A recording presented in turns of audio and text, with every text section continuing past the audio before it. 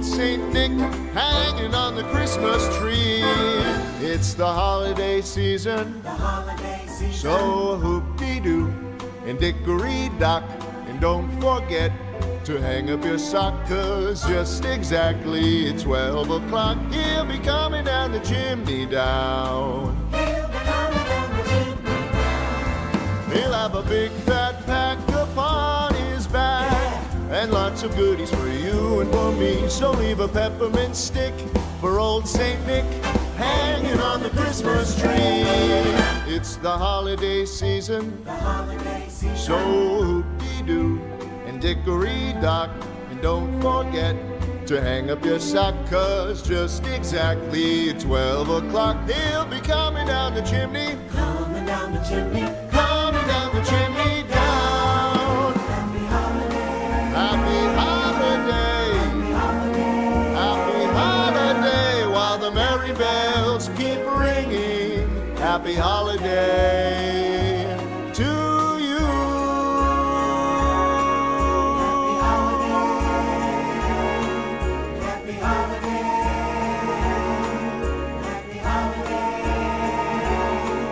Happy holiday.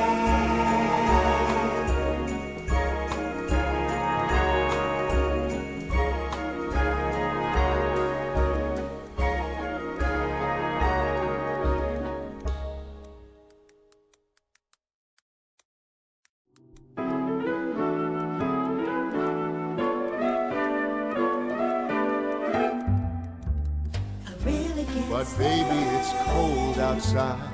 Got to go. But baby, it's cold outside. This evening has Been hoping that you drop in. very nice. I'll hold your hands, they're just like ice. We'll start to Beautiful, what's your hurry? we'll be pacing the floor. Listen to the fireplace roar. Beautiful, please don't hurry. Put some records on while I pull. But baby, it's bad out there. No cabs to be had out there. Your eyes are like starlight now. I'll take your hat, your hair looks swell. Mind if I move in closer?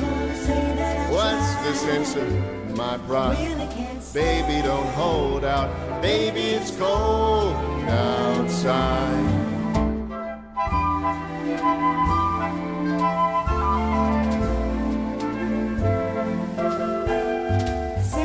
But baby, it's cold outside.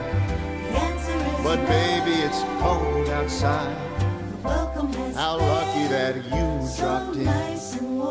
Look out the window at the storm. Gosh, your lips look delicious. Waves upon a tropical shore. Gosh, your lips are delicious. Never such a blizzard before. But baby, you'd freeze out there. It's up to your knees out there. I thrill when you touch my hand. How can you do this thing to me? Think of my lifelong sorrow. If you caught pneumonia and I get over that old out. Baby, it's cold. Baby, it's cold outside.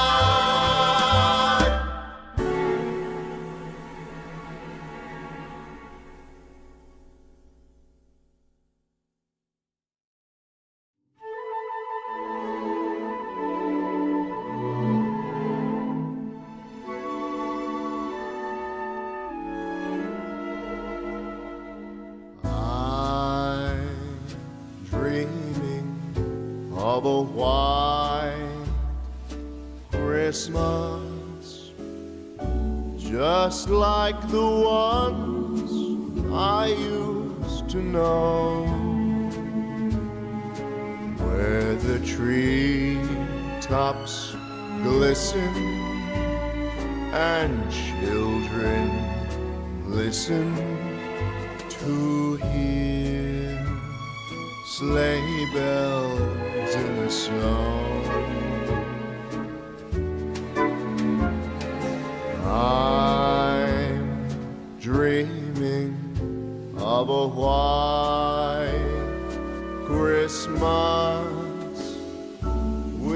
with every Christmas card I write. May your days be merry and bright, and may all your Christmases be white.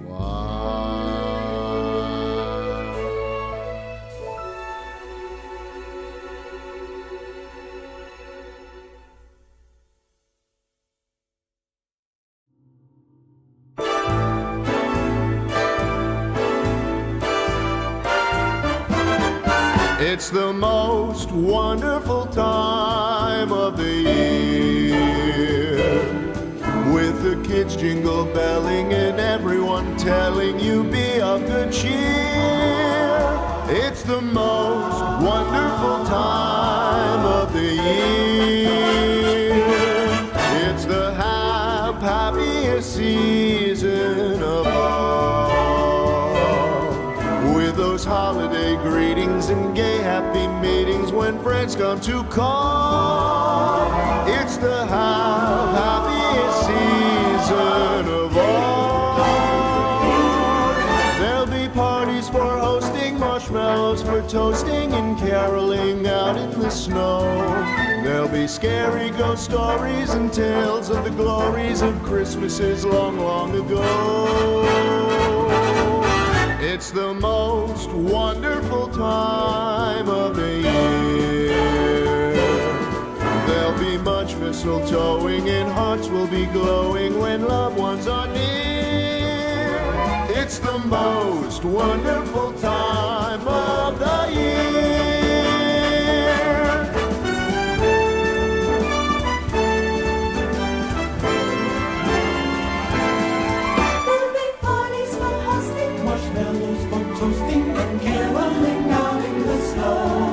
There'll be scary ghost stories and tales of the glories of Christmases long, long ago.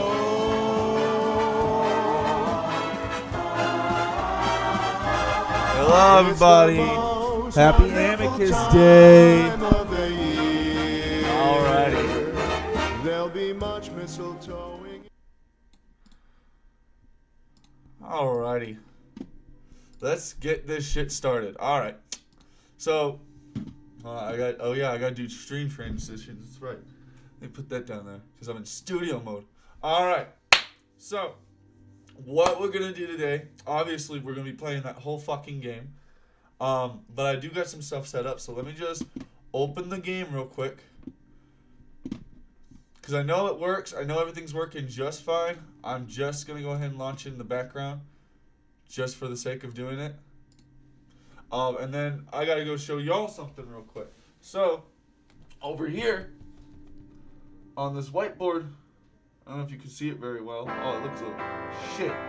I got, what happened to my camera? I got a bunch of shit written down, bunch of character stuff we'll get into once we get into the game, so we don't spoil it for anybody.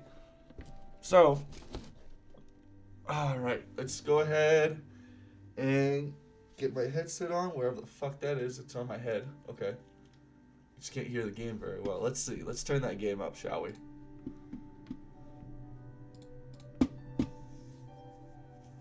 Okay. There we go. Turn it up a little more. There we are. We hear that beautiful music. All right. I gotta wait for it to shit. Sorry. No. I gotta wait for it to load the game itself, which it should be doing any second now. Where is pedestrian? Okay, capture window. There we go. Where's the stream? I'm getting it. I'm getting it. Hold on. Hold on. I don't know why. It says it's displaying. Hold on. I see it's not. Give me a second. Properties. Automatic. There we go. Yay! We got the game mode. Alright. Alrighty. There we go. Just making sure it was all running properly, making sure it was all running normally, getting it done and over with. Hold on, I can't see what chat's saying. Hold on 1 second. What'd you say? Get out of studio mode so I can like actually see what you're saying. Cinnamon voice, where is in the stream? Cinnamon's in the stream. Hi, Mike. Alright. So for anybody to obviously join in late or watching a replay of this, I am playing the whole fucking game. So, spoiler heavy, this is literally obviously the whole fucking game. If you want to go play the game right now, go ahead and do that. It's in the link in the description. You need to be 18 or older to play it. But if you don't want to do that, I got all the shit set up here just fine, just so we can view it, even censored. I do have it like that. But like I said, this is your final warning. If you want to go experience this game yourself, like I said, link in the description. But yeah, I think it's just time that we go ahead and get started. I'm gonna go ahead and get my phone open, and you're gonna be weirded out by the first line here. It's so large. He's talking about Earth. Hold on 1 second. No one's gonna be fucking in this game for a while, if anything. Alright, so let me go get Twitch chat, not Twitch chat, YouTube chat, because I don't stream on Twitch. Okay. Just having the phone on so like I can go see the stream itself. Okay. What is happening? Why is my phone deciding I don't want it? It wants me to go to bed, and I said no, you don't need to go to bed. Okay. There we go. Open that up. Put that right here. And now I can view chat. So if you guys need to go do your chat shit, go do it now, because I can actually look at what you're saying. Alright. It's too much. How do they get anything done? Sensing down. Shall we proceed with the directive, Amicus? I don't know. Are you sure they're level 5? Data from mission 3265-193 indicates primate species with level 5 intelligence and... Understood, thank you. Most recent data indicates that all uplift attempts failed. Ha! That figures. Why did we try to uplift here in the first place? Sensing down. Shall we proceed? Name of the planet? Earth. Location of Romanus uplift? The city of Rhone, in the state of Italy. Is the probe there? It has arrived. Give me a visual. Zoom in. That doesn't look like Ad Astra at all. Reminder that uplift failed. Ruins of uplift attempt remain. Show me the ruins. Showing the Roman Forum. Sensing doubt. Shut up, please. What the hell are they even saying? That's not the language. It's all messed up. Sensing that creature there. They're called humans. Get closer.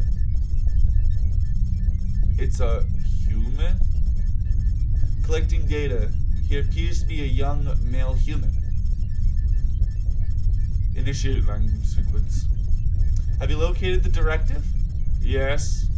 Warning that full nexus analysis is incomplete. Now, please. We cannot waste time outside of the stretch drive. Initiating language sequence. Alright. Getting into it. It's hard to believe I'm actually here. After years of fantasizing about it, I'm in Rome. I've been bouncing around with my friends like an idiot all day. Yeah, I look like a total tourist, but this is what I've been saving up for the past 2 years. A whole semester in Rome with the study abroad program. All the conversations I've had with my parents about what a waste of money it would be evaporates from my brain as I take in the view. We only have a few hours, so we move from the Forum to Palatine Hill, then finally to a nearby disco where I get a little drunk. Before I know it, it's 2 in the morning and somehow my friends and I are unable to stumble to a taxi that takes us back to our apartments. I walk unsteadily through the darkness, glad that I have the place to myself for now. Apparently my group was the first to arrive and my assigned flatmates won't be here for a few days at least. I open the door to my room and move my hand along the wall. I stumble in, then sit on my bed, bouncing happily for a moment. I think about going out to the balcony, but I've been walking all day, and it feels too nice to be sitting down. Plus, it might not be a great idea considering the state that I'm in right now.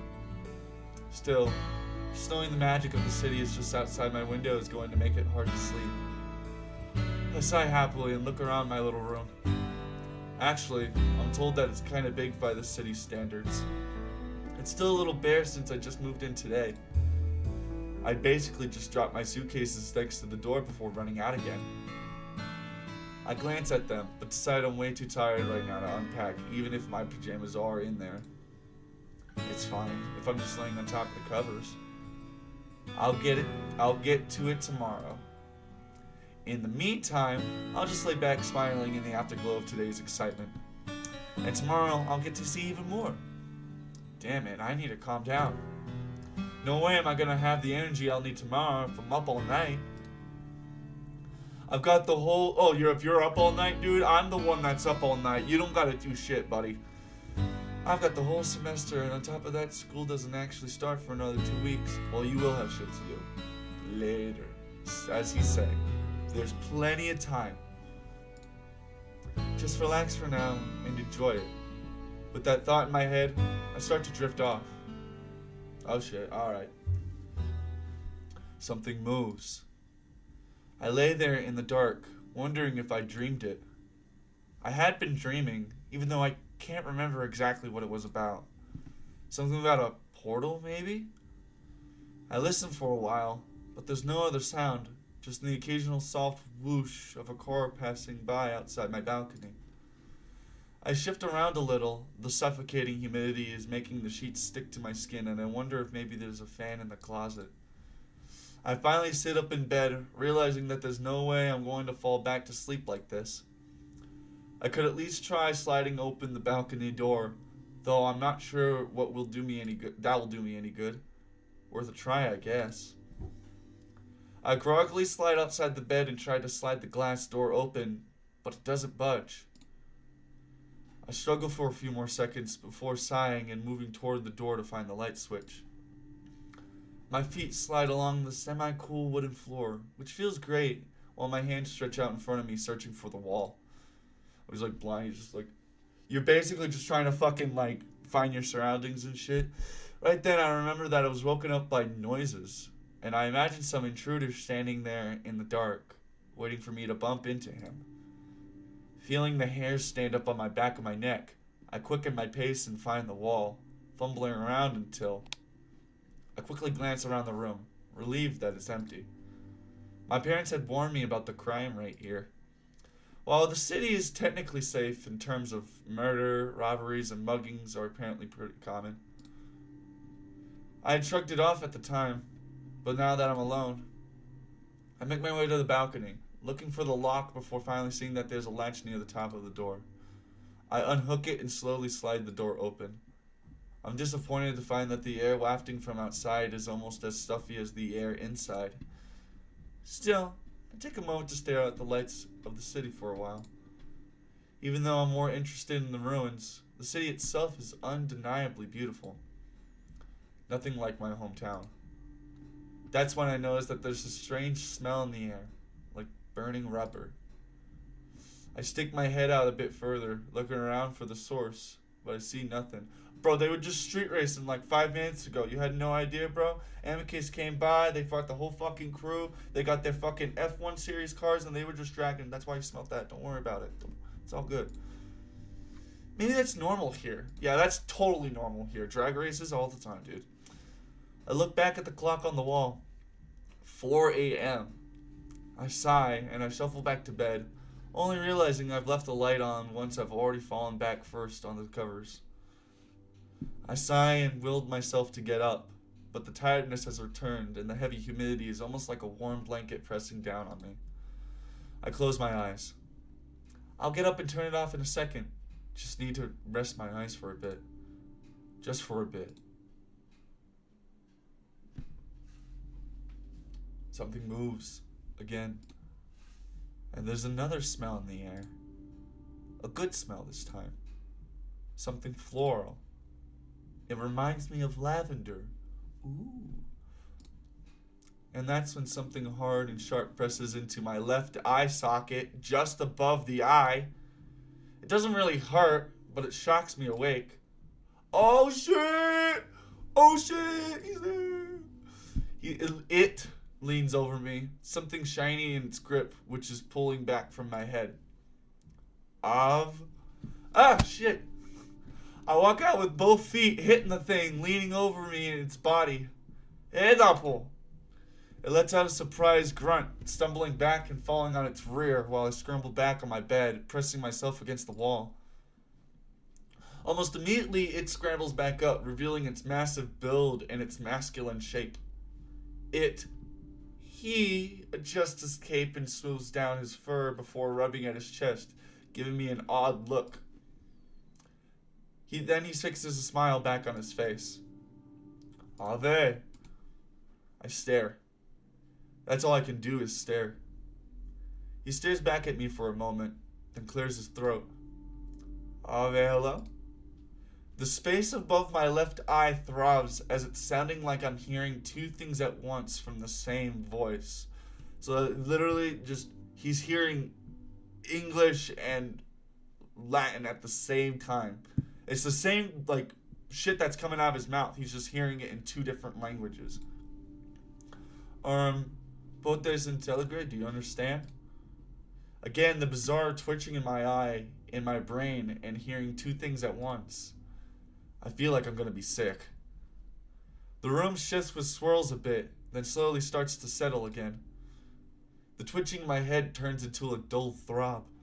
I'm having a nightmare. Do you understand me? I stare at him, and he stares back. I don't know if the chip is working. What? The creature raises its hand to his head, rubbing at it. Well, you can speak, and it's translating. Can you understand me? When am I going to wake up?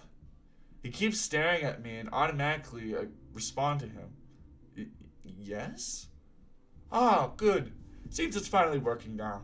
They take a moment to adjust to the host brain. It's not a very good sentence to start off with. I struggle to keep up with his words. I'm still hearing what he's saying. It's almost Italian with the inflections and the rolling R's, but at the same time, it's definitely not Italian. Still, I can understand what he's saying, like he's speaking my own language at the same time. It makes it hard to concentrate. What is your name? Oh, okay. I need y'all to fucking give me a name. I need somebody to give me a name. Because if not, I'm just going to go with Morris. I'm going to go with Morris on this one. If you got, I need a name. I'm still waiting for, like, Twitch chat to, like, catch up and shit. I keep calling it Twitch chat. It's not fucking Twitch. I need more drink. What's my name? Someone say, give me a name. I don't give a fuck. First person in chat. Shit, dude. Hey, man, I'm gonna be here for a fucking while. I'm gonna be here forever. It's gonna be a big fat fucking minute until the end of this. I gotta wear a mask basically all fucking day. Give me a name. I'm just waiting for the stream to catch up still, because I think it's on like latency. Like, it's not like it's doing bad, it's just I made it so like you can actually like wait for some shit to happen. Alright. It doesn't seem like I'm getting any names, because if we are, I'll go back. But we're going as Morris. Morris. Why? Because I've played this game so many times. I've played it with Marco and I've played it with myself. Let me do a different name, okay? It's my stream. I get to do this every year. Morris. Morris? Beautiful. I am AMICUS. The confusing double language I was hearing is starting to fade, and now only my own language comes from his mouth. It's odd. The words not quite matching up with his lips. What's even more distracting are the massive canines that continue to flash behind those lips. So he just introduced himself, right? He just introduced himself? Alright, so I know exactly what that means. I know exactly what to do. Alright. So, hold on one second. Ooh, go intermission. That means we're going to go ahead and edit him on the board, and we're needing to go ahead and have this board. Hold on, I'm going to go and lean you up like this. Yeah. Alright. So, let me turn the fucking sensitivity as up as much as possible, because I don't know how hard it's going to be to hear me. There we go. Ah! Alright. So we know what's going on with AMICUS, right? So, big wolf man, big guy. I'm gonna go finish his eyes.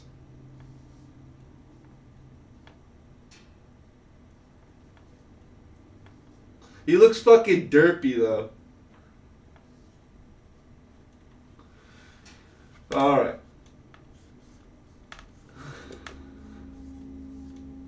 Okay. Now, I don't know, let me actually see if you guys can see what I just did.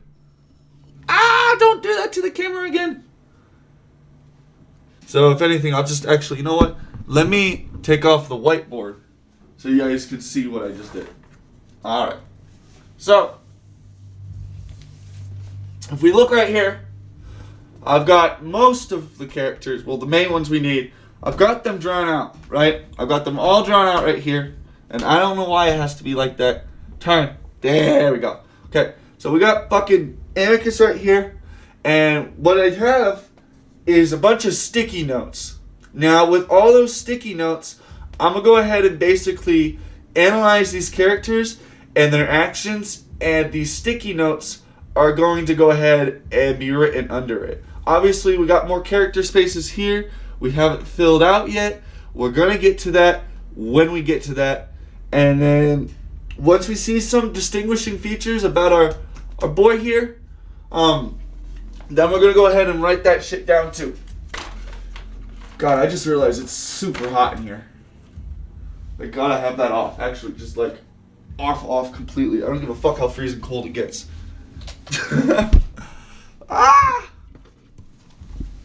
But yeah. So that's what we're gonna be doing with that there. Don't do that. Okay. Alrighty. So now go back to the game.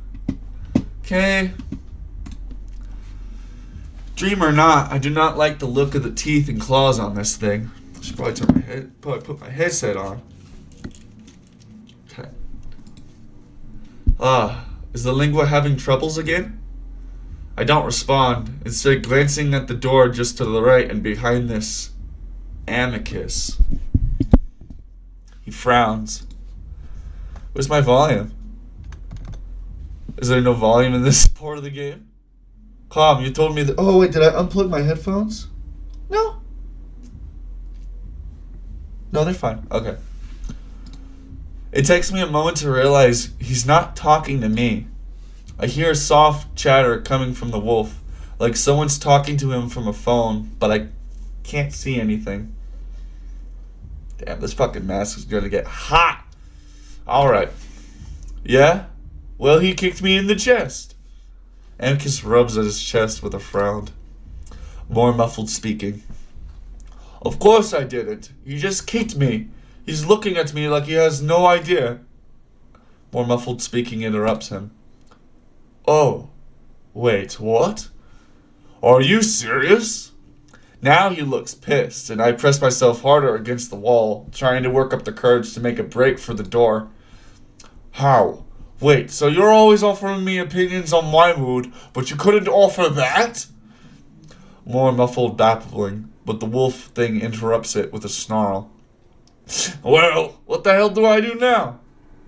His lips are drawn back, and now I get to have a real good view of those canines. I stare wide-eyed at them, and that's when he seems to notice me again. He readjusts his expression to a smile, but I can still see a fang poking out. And trust me, you'll see that throughout the whole fucking game. Something about the way he acts, his expressions, demeanor. He's so human. Could you come with me outside for a quick moment? For some reason, the realization of this humanness makes me absolutely positive that this is a dream. This must be a character from a game or movie that I'd seen.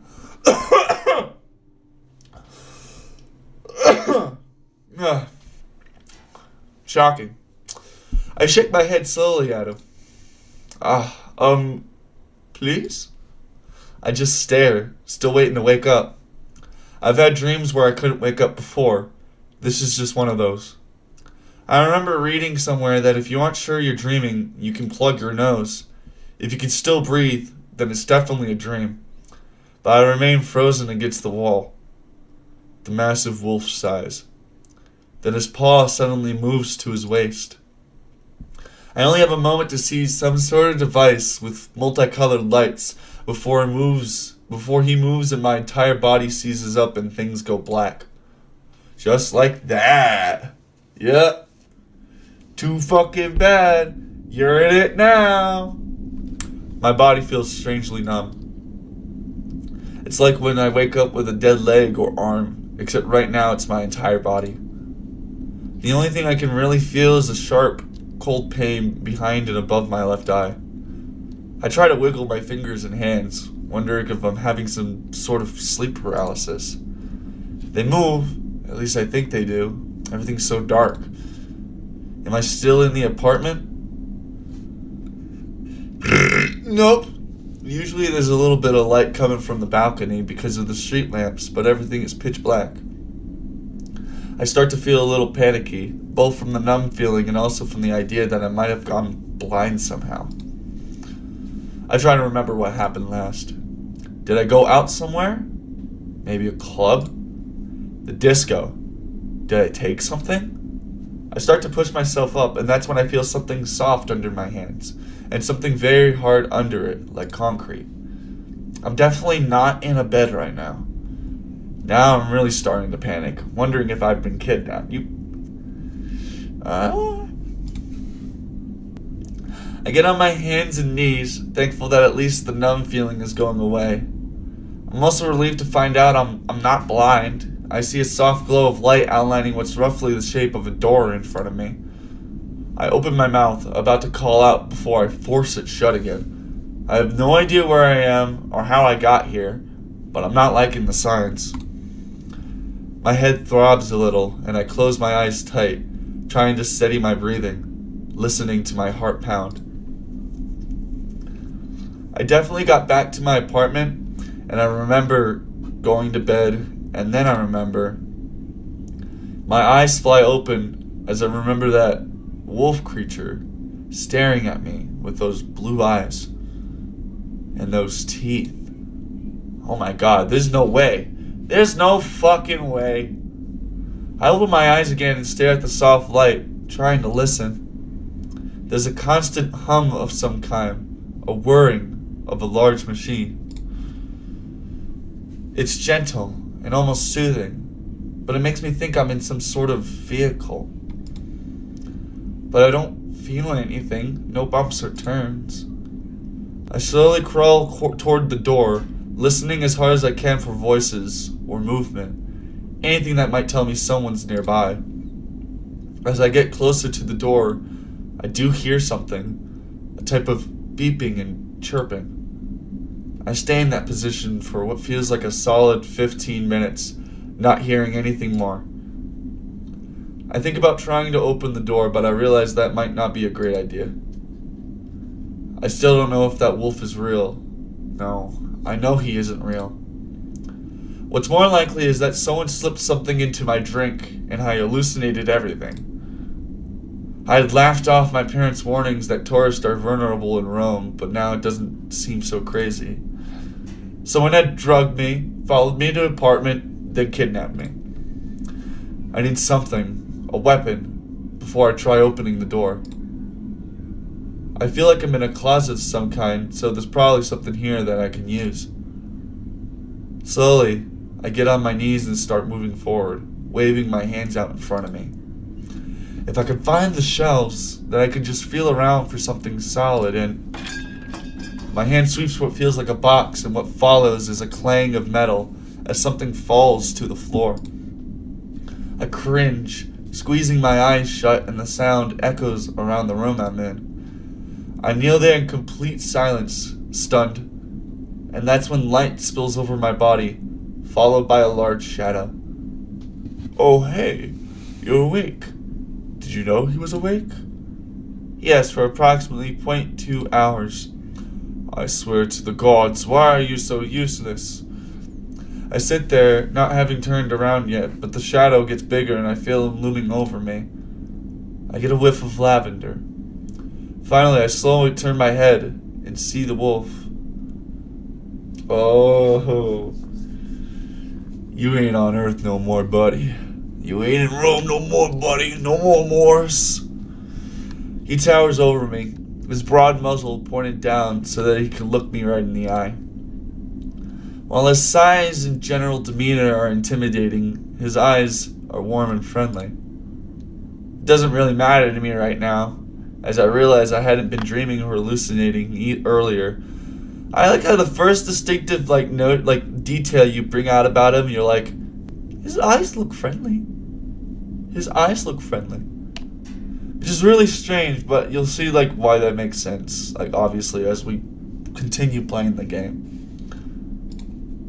Or the dream/hallucination is ongoing. The wolf moves towards me and I immediately scoot back until the shelves behind me dig into my spine. I vaguely notice the metal thing I'd knocked over earlier. It's a polygon-shaped thing with a long cord running out of it. Remember, the human doesn't know about the Galaxius. Proceed with caution. The wolf's ears flick before he visibly tries to write his expression into a smile. Hello, human. Sorry, I mean Morris, right? Again, I get caught up in watching the movements of his mouth counter to what I'm hearing in my brain. Then I notice that he's waiting, watching me intently. I open my mouth, then close it, then nod. The wolf still stares at me, seeming not to understand. Right? The silence stretches on until I finally force myself to speak. Yes. It comes out in barely a whisper. Great. So now that we understand that, I could tell you that I'm from the star Stella Vita, very far from here. The wolf sets his paws far apart, his eyes wide as he emphasizes the distance. He's talking to me in a way one might to a very dumb 2-year-old. I live on a moon called a Dastra. Do you know what a moon is? Do you live on what's called a planet? I stare at him for a moment, almost offended despite my continuing shock. Amicus smiles gently. A moon is a large... I know what a moon is. Amicus blinks at me. We have one. My words feel automatic. Actually, everything feels like it's on autopilot right now. Oh, well, I didn't know that. That's great. There's an awkward silence as the two of us stare at each other. The initial fear is wearing off. I feel that if this alien was meaning to hurt me, he would have done it by now. At least for now. Amicus rubs his paws together nervously. Are you hungry? He motions at his mouth, then rubs his stomach while licking his lips. It's like so fucking like condescending, but he doesn't get it. Cause like to him, he's just trying to like teach a fucking like low, like he doesn't know this species. He has no idea if they're like fucking like cavemen. Yummy yum. Hey, what's up? Wazoo! Wazoo! How's it going? I didn't think you would fucking join this late. Goddamn. Again, gestures and expressions that I have no trouble interpreting. The only alien thing about him is his appearance. I don't know. The wolf frowns, almost looking frustrated. His slow speech gets even slower. Well, why don't we give it a try then? I guess my answers don't exactly make me seem intelligent, but I don't know how else to respond. Why don't you come out onto the deck with me? I'll make something. Amicus gives an exaggerated come on gesture with both of his paws as he walks backwards, straight into the wall as he misses the door. What, like this shit? Oh, he basically just fucking did a come on, little guy. Come on, big fella. Come on, little guy. He's treating me like I'm a fucking drunk guy, like he needs to talk to me like I am literally fucking two. Ow. Yeah, let's go. He rubs the back of his head with a wince before turning and walking out the door. I stare at the open door for a moment before slowly getting up and following him, walking over a brown shag rug, the soft thing I'd been laying on. That's when I'm standing in the middle of what looks like something straight out of a sci-fi movie. It's small and cramped, but the amount of unfamiliar glowing technology is almost overwhelming. Glass panels almost cover every inch of the walls around me, displaying images and characters that I can't even come close to understanding. Straight ahead of me are large windows, looking out into the blackness, dotted with specks of light. Specks of light. I'm in a spaceship. Where the hell is he taking me? Amicus is over to my right side, messing with what I can only describe as a large espresso machine growing out the side of the spaceship. He's holding a cup under a nozzle, ducking down a little to stare at the opening. He notices me looking. Takes a while to warm up. I'll have to warn you that it's not very good, but it's probably better than most of what you eat on your moon. Planet, I mean. Oh, he don't think we be eating very good. Just as he's taken, a very thick globule of brown sludge shoots out of the nozzle, half of it missing the cup. Ah, damn it. The wolf hastily moves the cup to catch the rest of it while reaching over with his other paw and snatching up a rag from a hook on the side of the machine. Sorry, this thing is near broken. Do you want to sit down? He nods his head over at one of the two seats in front of the windows. Just, don't touch any of the bright lights, okay? I make my way over to the front of the deck, still waiting to wake up. I need some fucking coffee. I wish I could get some coffee. I don't. All I got is Dr. Pepper. I stand behind the seat, or beside the seat, reaching out to touch the soft red bristles of the helmet and the wings on the sides. I think it's not about these things. It only enforces the feeling that I'm hallucinating or dreaming. There's a strange Roman influence to Amicus in the ship, one that's almost cartoonish. Has my obsession over Rome gone too far? I could just imagine myself in some Italian hospital right now, babbling about Roman wolf aliens. Go on and sit. Amicus planted himself heavily in the seat next to mine, holding 2 cups of what looks like brown sludge. He holds one out to me. I take it gingerly before sitting down. Looking into the cup, the food has a consistency and look of half-melted chocolate ice cream. Hold on, just making sure the camera's pointed in the right direction. Yeah. Okay. Except it's warm and it smells like dirt. Like literal mud. I scrunch my nose up at it, which Amicus notices. Yeah, it's not the best. I've actually had some good food that I brought along with me, but I ate it all before I got here. So much for that. The wolf shrugs, then settles excitedly into his seat. So, tell me about where you're from. What's life like on Earth? It's okay.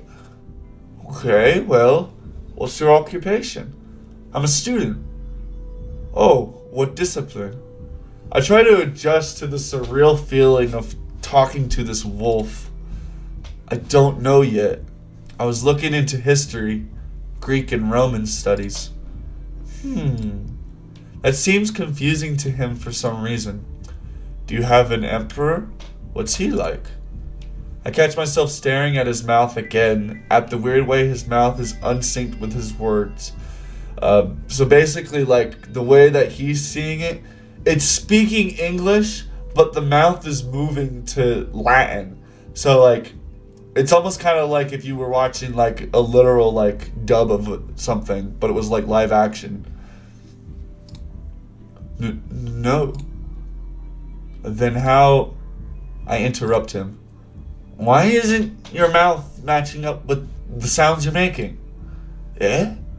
Even with the spaceship and alien around me, it's the weird distortion of feeling like I'm watching a Hey! See? See, he even noticed it! The movie that has me most unsettled. Oh. Amicus points a finger at me to a spot just above my left eye. I gave you a lingua. It helps you understand me. I stare at him, but he doesn't offer anything more. How? Oh, well, it, sort of attaches to the language center in the brain. It's very smart. It learns from the host brain and is able to interpret the 8 major galaxies languages for them. And how does it do that? Well, our brains are structured in similar ways, at least among sapiens, so it works almost universally. Honestly, it's parental tech, so I'm not fully sure of how it works. None of us do. But it does work. Amicus continues to look at me, clearly concerned about something. But I'm concerned too. How did you get it into my brain? You ask a lot of questions. I stare at him. Well, this is all kind of new to me. Should I not be asking questions? It's fine. I've just never had a child ask me questions, really. Anyway, there's a device that inserts it. I was lucky to find one left over on the ship. Inserts it. I rub the spot between my eye and eye socket, the skin slightly tender. Does it hurt? That should wear off in a few hours. I stare at Amicus for a few moments, then down into my cup, feeling a bit sick. Staring at the brown mush isn't helping.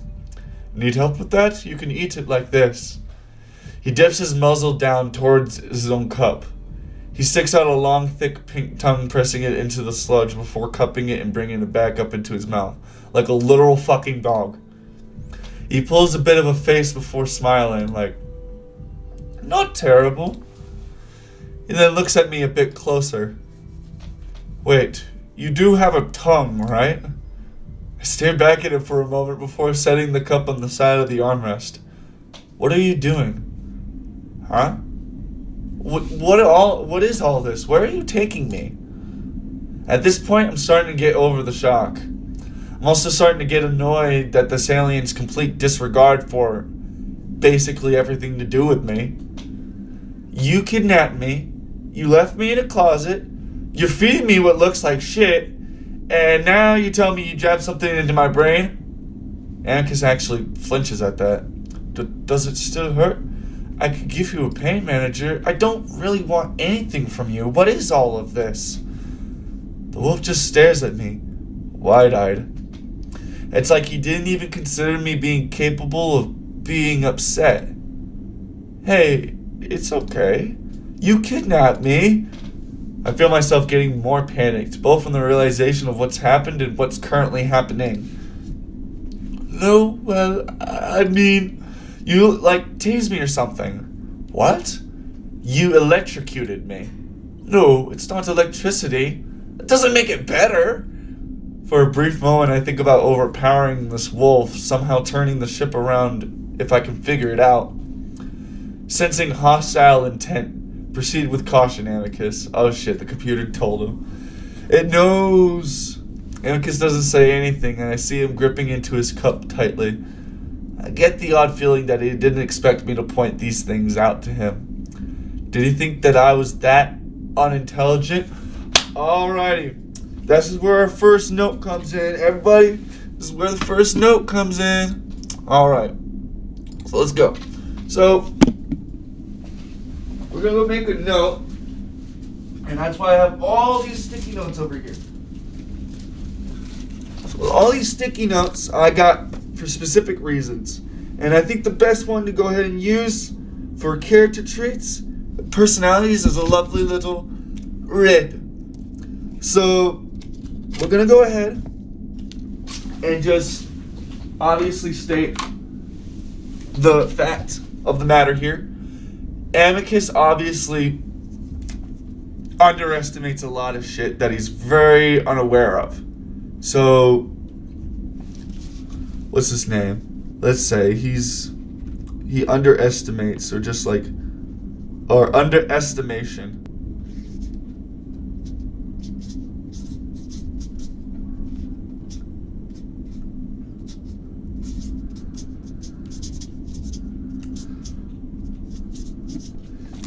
There we go. And then now, like I said before, let me move the camera. My phone! My earphones! Okay.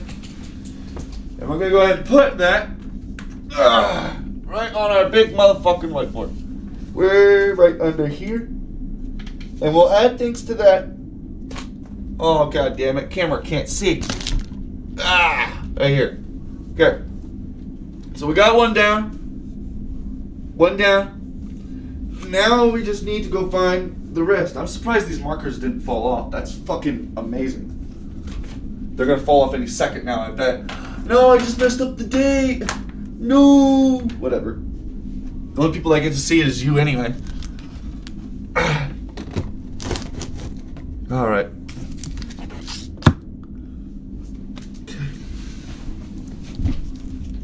Alrighty. Game. Alright. Did you think that I was that unintelligent? I can tell he's calculating something in his head right now, and that makes me nervous. Maybe I should have just played dumb. We stare at each other for a long while, until Amicus's steely gaze forces me to look away. I choose to glance up at the ceiling, deciding to change the subject and give myself some time to just think. What is that thing? Amicus clears his throat. What? That voice. I nod up at the ceiling in the vague direction of where I heard the sound come from. That thing that can apparently sense my hostile intents. Oh! Amicus looks up at the ceiling too. Oh, that's Computertron, or Calm. He's pretty annoying, aren't you, Calm? I can provide diagnostics on the ship, on the mood and competence of crewmates, thank you, Calm. Anyway, he's not actually a sapient. He's a program that can process language and spit out information stored in his database. Amicus pauses. I'm sorry, you probably don't understand what I'm talking about. I think I do. Artificial intelligence, maybe? I reach instinctively for my pocket of my jeans, but I remember that I left my phone on the bedside table. Amicus's eyes widen once again, And again, I wonder if I should be keeping my mouth shut. Revealing how much I know seems to be some sort of trigger for him. Ah, so you have been in space before. No. I look out the window, staring at the stars. Okay. Have your people ever been to space?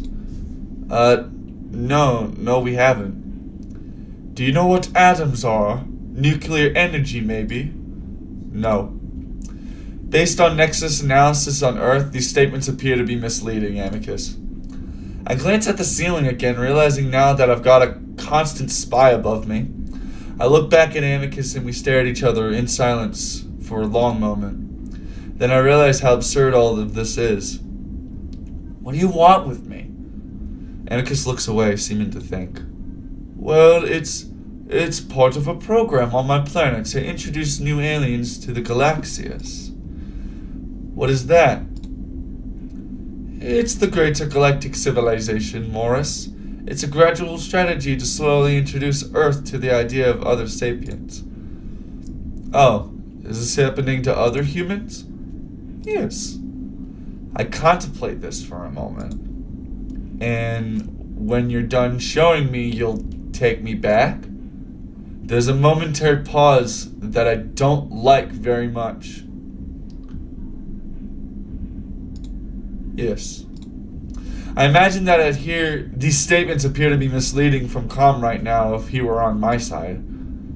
I look into my cup of brown sludge again. Well, to be honest, I'm not all that interested, so you just take me back now? Amicus stares at me. I've got school and a family. They don't know where I'm at right now. Don't you want to see the galaxy?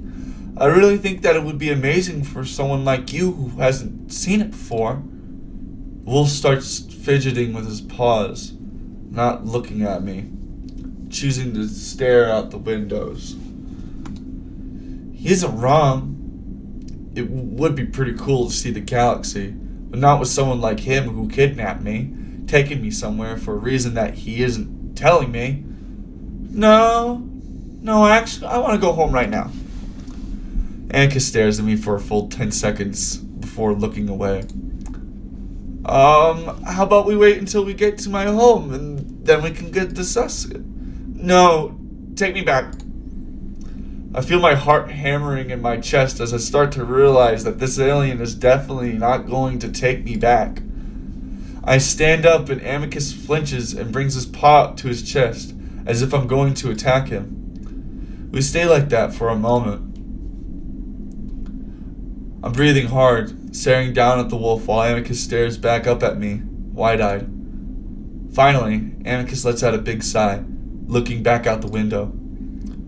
Okay, I'm going to take you back. I'm sorry. I watch him for a moment, looking for signs of sincerity, but he still won't look at me. Really?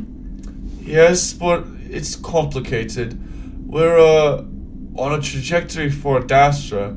It'll take time for us to turn around. I keep watching him, not sure what to do.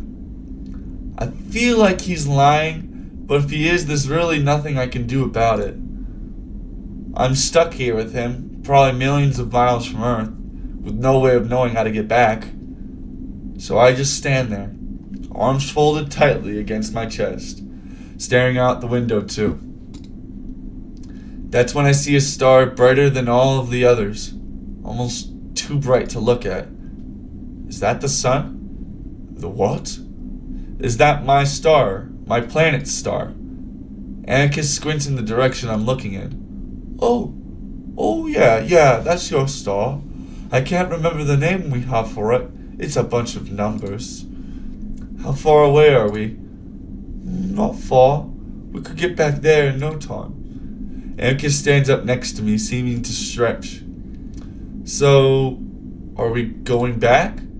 Yeah, just got to do it in a way that doesn't waste too much energy. Still have to get back to Adastra after all. I stare in the direction of the sun again, my gaze slightly averted from the piercing dot. How long has it been since I was kidnapped?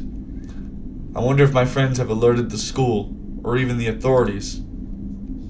How am I going to explain this? There's a movement to my right, and just as I'm turning to look, something cold presses into the side of my neck. A familiar sensation of my muscles tightening up makes me slam back into the seat. At the same time, my mind seems to wipe clean. Empty. Suddenly, I'm surrounded by soft and warm gray fur. I feel like a limp blanket as I'm flopped around, my muscles like jelly. It's not a bad feeling. In fact, I kind of feel great. I would smile if my facial muscles were working. I'm laid on the ground and then my arms are pushed behind me. Something starts to wind around my wrist. Still detecting consciousness from the human, insufficient charge used. I used it on the lowest setting. I think I hit him with too much last time. Looks like he's mostly out anyway though. I hear ragged breathing in my ear as my arms are jerked around. Damn it! He's more sapient than any child I've known. Sensing distress. Would you like a stress tablet, AMICUS? Maybe even intelligent as a wolf. Well, almost. If they've been to space, then they're far past level 5. I try to open my eyes, but my eyelids are too heavy to lift. Maybe level 10? My brain isn't really working either. Can't seem to focus. Padded footsteps move around my head. Then I hear what sounds like an alarm, followed by something I can't really explain. My mind startles as that deep voice starts up again. What do I do now? I've messed this up as badly as I could have. Solutions, Ka? Solutions. Consider returning the human back to Earth. If no evidence is left behind, it is unlikely his statements would be believed. Ugh, too late for that, since I've just activated the stretch drive. Yes, that was inadvisable. Yeah, well, I don't know how advanced his species is. If he was being misleading, then that means they're spacefaring. There could have been patrols in their solar system. I want to get out as soon as possible. Do you know you could have offered the solution before I did that?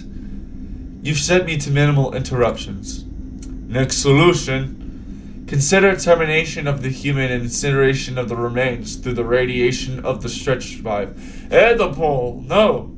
Next solution. Consider taking the human to a dasher and use him as your pet as you originally planned. From there you may pass him off as less sapient. It is unlikely you will be questioned. I don't know. He already despises me, and after what I just did... Did you just catch on? Did you just catch that little bit? I'm not going back. If you caught it, you caught it. If you didn't, we'll get back to it shortly. AMICUS, alternative solutions point to a higher likelihood that the monitors will be alerted of your actions. Proceed with caution.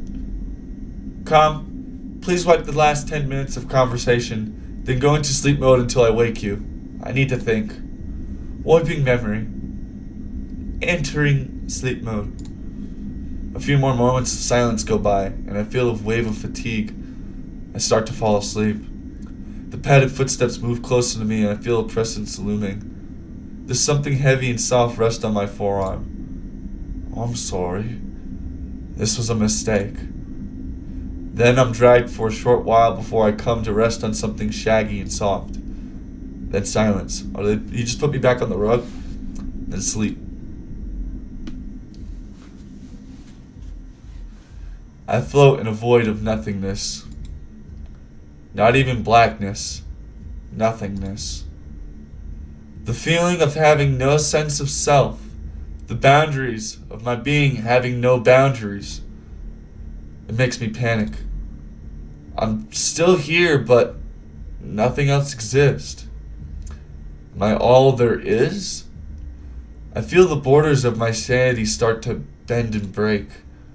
It only lasts a moment before something massive and all-encompassing grabs hold of me. Instantly I'm comforted, calmed by a sense of complete security.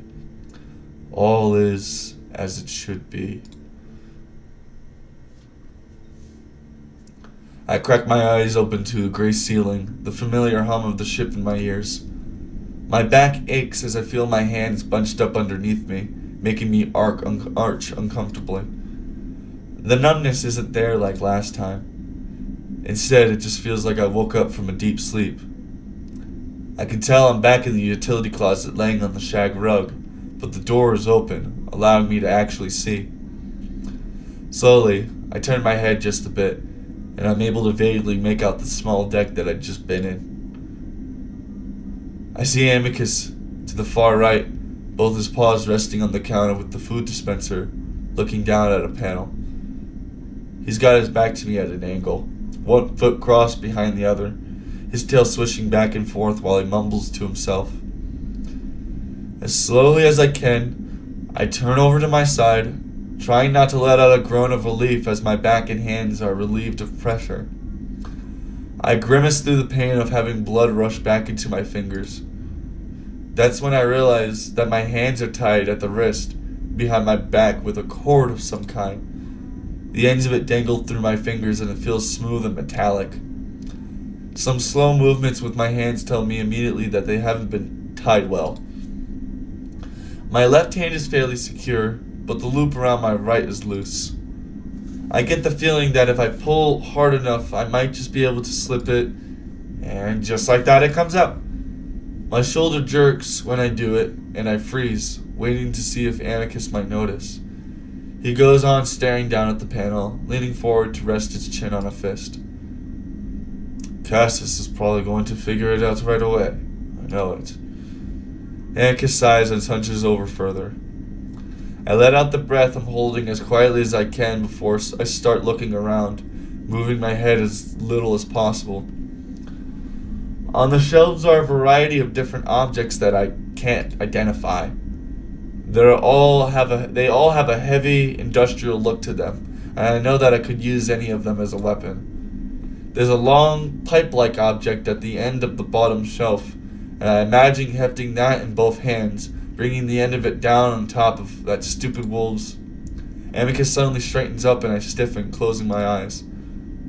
I hear the wolf move, padding in my direction. That continues until there's a pause and I can feel his presence standing in the doorway.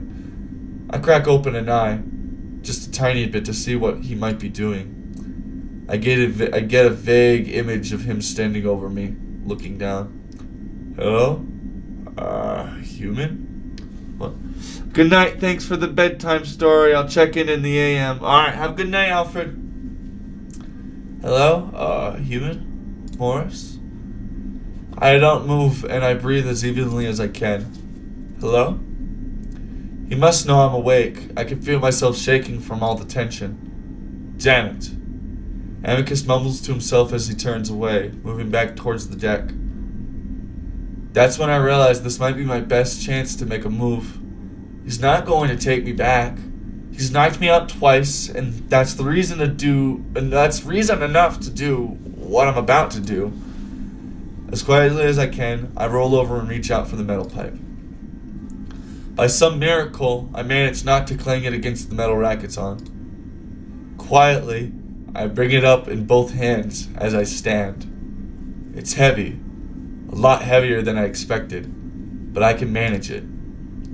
I focus on the retreating wolf's back and move at a half run, my bare feet allowing me to quietly pad toward him. Despite that, I see his ears come up with the last second, his body starting to shift in a way that tells me he's about to turn around, and I swing. What happens next is something that I can't explain. I aim for his head, wanting to cause as much damage as possible, not really thinking about the consequences of what might happen if I seriously injure or even kill him.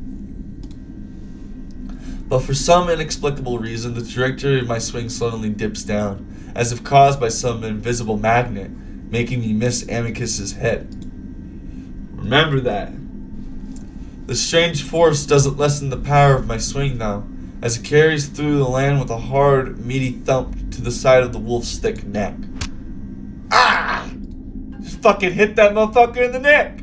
Amicus cringes, both paws moving closer back of the side of his neck, dropping into a crouch. He looks back at me, his eyes wide and wild, an expression that sends a shot of fear into my body. I suddenly see him as a wild animal, a wild, scared, and very angry animal. I raise the pipe again, over my head and bring down on the head I just missed, but Amicus is fast. He leaps up from the crouch in an upward and forward motion straight into my chest. I wheeze, but I manage to stay on my feet as the wolf carries me back and I slam against the wall of the deck. Amicus snarls into my face, teeth bared, one eye wincing shut. I struggle, but there's no way. He handles me like a rag doll, like a toy. This must be how someone feels during a wild animal attack, completely helpless. Someone suddenly wondering why evolution left us so damn defenseless. What the hell are you doing? Ah! Oh, my fucking neck! Ah, fuck! Amicus yells at me as he gets go of one of my wrists to put a paw on his neck, cringing as he does. Damn it! I struggle with my freed hand, grabbing Amicus's face and trying to gouge his eyes and nose. The wolf immediately lets go of his neck and grabs the pipe. He wrenches it away, but I try to hold on and almost get lifted off my feet. He swings it one way, then violently in the other direction, throwing me to the floor of the deck as I lose my grip on the weapon. Amicus advances on me as I lay flat on my back, staring up at him wide-eyed, realizing how big of a mistake I've made thinking I could handle a 7-foot-tall, muscle-bound wolf. I wonder if he's going to come at me with the pipe, but he throws it to the side. He starts to lean over me, still snarling. You little prick! This time I'll bind you up to your shoulders. How does that sound? He grabs up one of my arms, trying to pull me up, but I go limp. Get up! Otherwise I'll make you. He grabs my other arm. It's like, it sounds really mean, but then again, I did just try to fucking murder him, so like, you know, I mean, what can you do? I don't know.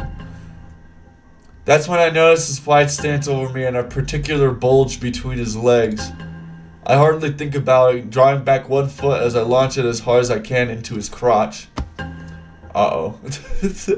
I feel a distinctly soft form get flattened under my foot as it gets trapped between the force of my kick and the substantial weight of Amicus's body.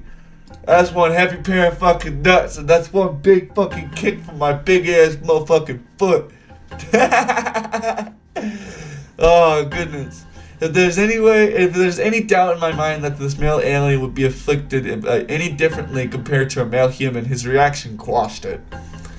Amicus freezes, eyes wide, hunching over me even further while his thighs snap together, trapping my foot. We both stay frozen for an awkward length of time as I stare at what I'd just done. And that's when I see that device hanging on his waistband, the one he'd been using to knock me out. I struggle to put my foot free from the surprisingly tight embrace of his thighs, while at the same time pulling my hands out of his now limp grasp. I reach for his waist, grabbing the device. Amicus, probably distracted by the unexpected nut shot, doesn't seem to notice, and I finally yank my foot free. As I stumble to my feet, the alien half-heartedly grabs at me, and I struggle against his paws before reaching for his red cape and pulling it over his head. Amicus finally stumbles back, with one paw flying to his crotch, the other struggling with his cape as he stays bent over, mouth hanging open, making a weird gasping sound, like he was holding his breath. I look at the device in my hands, desperately trying to understand how to use it. A glass panel takes up most of the face of the device, like a phone, but two metal prongs stick out one end. I frantically push at the screen and it comes to life, displaying a vertical bar. About a tenth of it is filled from the bottom with a light blue color. I push at it with my thumb, waiting for something to happen, for electricity to start arcing me through the prongs or something. Instead, the bar just fills with the side of my thumb. I push it all the way up until the color turns a dark violet. Uh-oh. I hear a snarl and see Amicus finally tear the cape off before he comes at me again, one paw still over his crotch, the other reaching out for me. I don't have time to think. I just duck under his approaching paw and press the prongs as hard as I can into his body. It sinks into his stomach, and I hear the wolf make a sound in my ear. There's a pause as nothing seems to happen. Then I press harder and squeeze the device as the result is instant. There's no sound, but Amicus's body seizes violently, shaking as if he's having a seizure. The muscles in his stomach tense hard and push the device back out a few inches.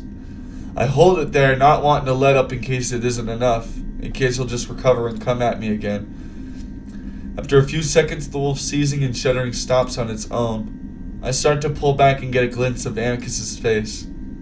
His muzzle hang open, foam and drool hanging from his chin, his eyes rolling in the back of his head. It's a scary sight, so I try to back away and Amicus comes with me, the contact with the device having been the only thing keeping him balanced.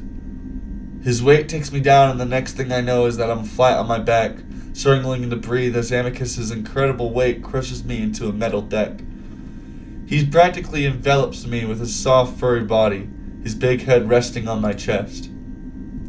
I stare down at him, watching at his black lips and eyelids twitch, his tongue hanging out as he makes sporadic snorting sounds, like I gasp and strained as I spend the next minute working myself out from under him, grimacing as his foamy drool smears on my chest. Finally, I managed to break free of his dead weight and crawl a few feet away, spending a few moments catching my breath. I look back at his still twitching form, his rump stuck slightly up in the air. I wonder how long I have before he wakes up. There's a long, shiny thin cord around my left wrist, and I start to work at the knot. It's a strange material, smooth and metallic, yet it bends as easily as rope. It's a pain in the ass getting it undone, though. It's like the dumb wolf just put as many knots into it as he could. He probably had no idea of what he was doing, and now it makes sense why I was able to get out of it so easily. While I'm undoing the mess, I keep looking over at him. The twitches and snorts are subsiding, which I'm not sure is a good thing or not. Come on. I grunt as I finally pull the last tangle out, straightening the metal rope thing out in both of my hands. I look between it and the knocked out wolf in front of me, giving my head a little shake. What the fuck is even happening? I get to work, planting my butt on Amicus's as I pull both of his paws behind his back. I have some difficulty keeping my balance as I lift his heavy arms and start winding the rope around his wrist. I'm not exactly an expert at tying hands behind backs either, but I feel far more confident in my work than Amicus ever should have in his own. Damn.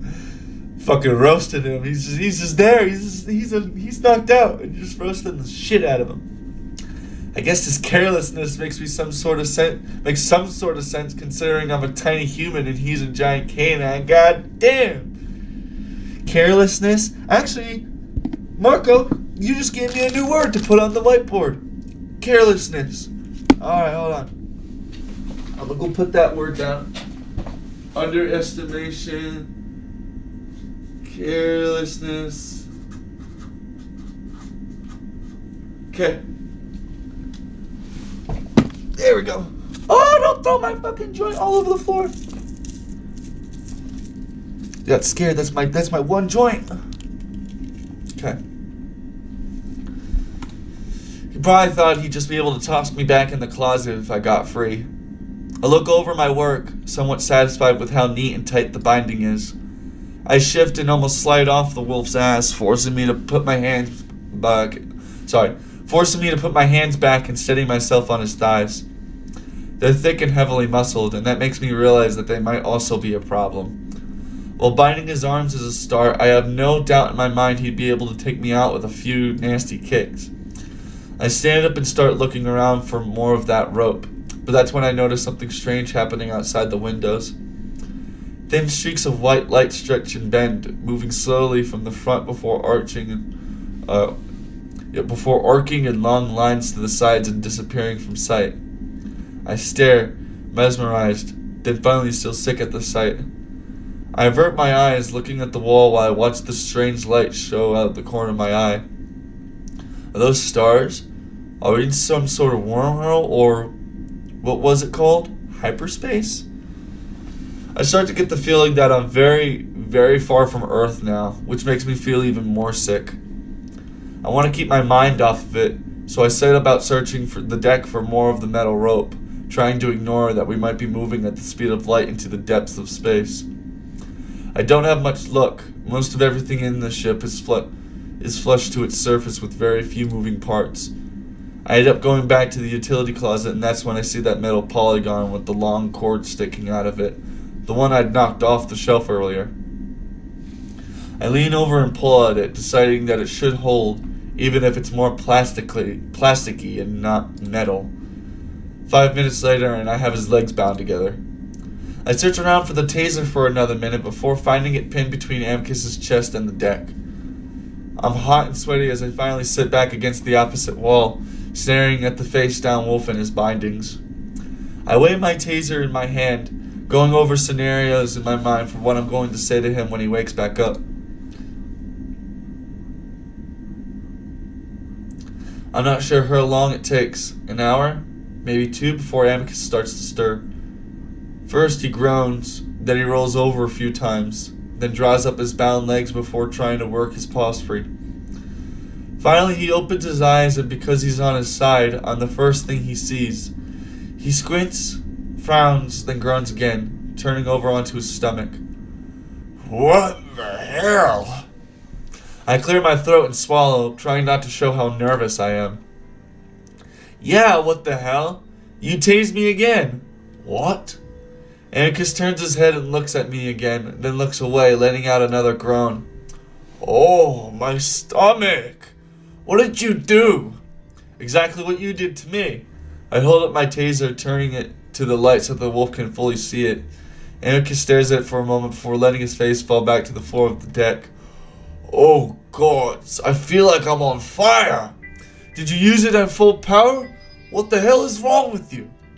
Despite my fear and anxiety over this entire situation, I'm able to feel pretty indignant. Me?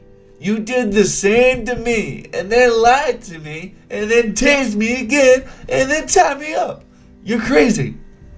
I would never use full power on anyone. Ugh. Amicus seems to ignore my rant as he rolls onto his back, arching over his tied paws, probably stretching out the muscles that I'd hit with the taser. I wait a while longer, listening to the grunts, groans, and complaints as Amicus continues to whine. Sorry, big burps. I'm not that stupid, though. I can tell he's stalling for time, trying to figure out a way to get out of this. Stand up. Take me home. Amicus, one eye glaring at me. What? I said, take me home. Amicus goes quiet for a moment, his eyes closed. Then he forces himself to sit up, visibly cringing as he's forced to use his stomach muscles. He scoots back with more complaints until he plants his back against the wall behind him. I see his shoulders shift, his biceps bulging. I can tell that he's working and testing the restraints. I raise the taser. Stop moving or I'm gonna hit you again. Fuck off.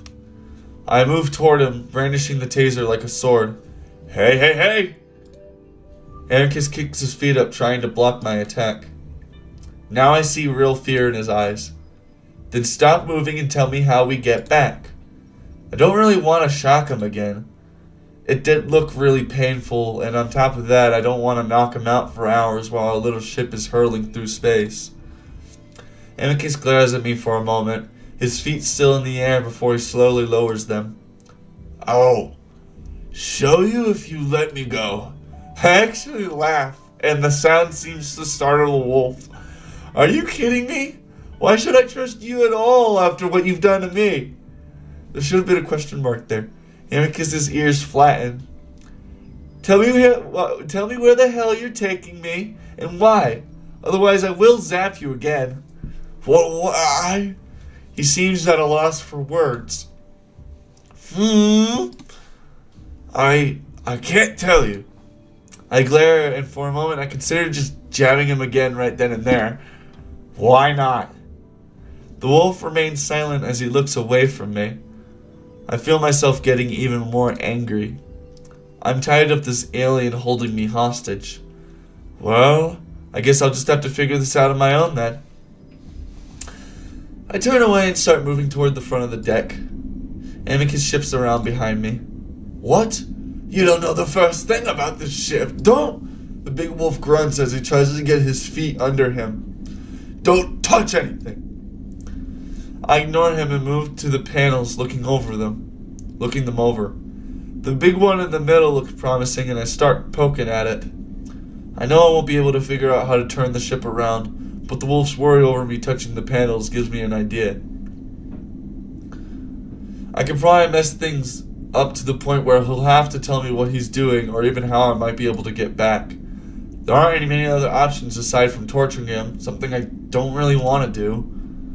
The lines and shapes move with my finger, and the Roman numerals pop up randomly here and there. Hey, what are you doing? Amicus huffs and puffs behind me, just as a circle appears and compresses around my finger, like it's zeroed in on something. I look back to see Amicus hobbling up on his tied together feet, looking just about ready to topple over. You have no idea what... I feel a soft vibration under my finger, not unlike my phone's haptic feedback. Overriding sleep mode, locked on to Stella 556425. No! Calm, stop last directive. Voice commands for piloting are reserved for the Emperor, Amicus. Human, stop! So I go. Oh, hold on. Oh, it's yucky. Oh. Amicus stops hopping towards me on his bound feet, and I scramble to the side so he doesn't run into me. No. Sorry, I just thought of Cleveland Brown real quick. No. The wolf stares down at the panel, and I look out the window as the stars seem to curve all the way to my right, making me feel sick again, and the next thing I know... Oh, shit. The cabin is lit up by an ominous red glow. The windows suddenly tint, blocking the worst of the light. That's when I'm able to see the massive ball of fire in front of a ship. The size of it is incredible. Orbital trajectory will intersect with photosphere, ensure safety straps are in place, making corrective maneuvers. I only have a moment to wonder what the hell Com is talking about before Amicus and I are thrown sideways into the left window of the ship. The impact is mostly cushioned by Amicus's body, and I hear him yell and curse under me. Move! Get in the seat! I struggle to reach out to the seat in front of me, but I can barely lift my hand. The gravity of the star is so powerful, and it feels like it's going to suck out my soul, I think it said. Then I'm suddenly boosted up by something behind me, and I look back, the movement making me feel like my neck is going to break. I see Amicus with his back planted against the window, his feet pushing me up to the seat. I manage to grab the armrest and pull myself into it. Now the left armrest is digging painfully into my back, making it feel as if a professional wrestler is slamming me into a backbreaker. Amicus jumps from the window, high enough that his feet land against the right side of my chair. Then he jumps again, managing to wedge himself in the footwell of the opposite seat. Heat shields are compromised. Expect heat damage to outer layers ship in 30 seconds. With a great deal of snarling and gasping, he pushes himself awkwardly into the seat, both feet planted against the panels in front of him for leverage. He turns to me, teeth bared, a determined look in his eyes. Look at your armrest. Do you see the green panel between the red buttons? Through the shock, I'm somehow able to understand him and look down. Now drag your finger across it to the left. It'll steer the ship. I feel panic starting to rise in my chest at the idea of steering a goddamn spaceship. What? Just do it! Put us away from the star! I do as I'm told, sliding a thumb gingerly over the green panel. And slowly the ship turns, pointing away from the star, shifting the incredible force of gravity until it's pulling us back into the seats. Now, see that lever in between us? Yeah? Pull it down! I reach my hand as almost as impossible as it gets pulled back towards the star behind us. Gritting my teeth, I lean forward as hard as I can, practically throwing myself forward and grabbing onto the lever. Then gravity does the rest of the work and the lever comes down hard. I lose my grip and get down back into the seat. Then gravity increases twofold, and for a moment it feels like my entire body is being crushed into a pancake. And then the burning orange light is gone, and the deck goes black. Running diagnostics, Amicus? Yes, damage to the ship is severe. Recovery mode is required. enter recovery mode. Stand by. Alright. So I'm going to go ahead and just consider that the end of Act 1. So I'm going to go ahead and save here for a moment. I'm going to take a tiny break. Just a tiny 10, actually probably like 5-minute break. Yeah, let me do that. Yeah, let me set this thing to 5 minutes. I'll reset.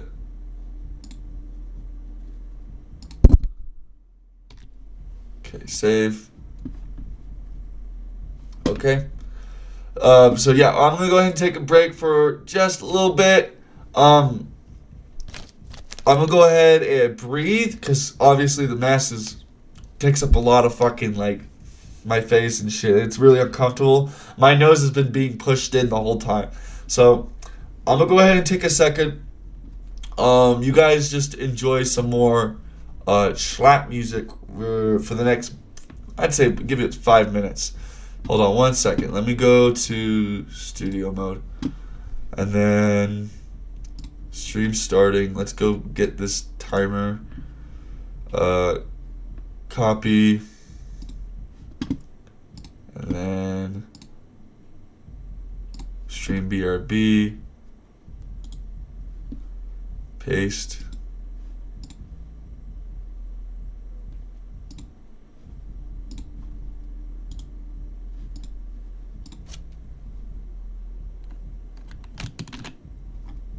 There we go. Alrighty, so I'll be back in about 5 minutes. Alright.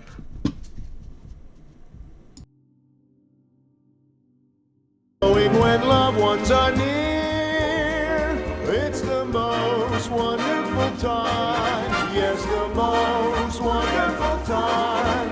Oh, the most wonderful time of the year.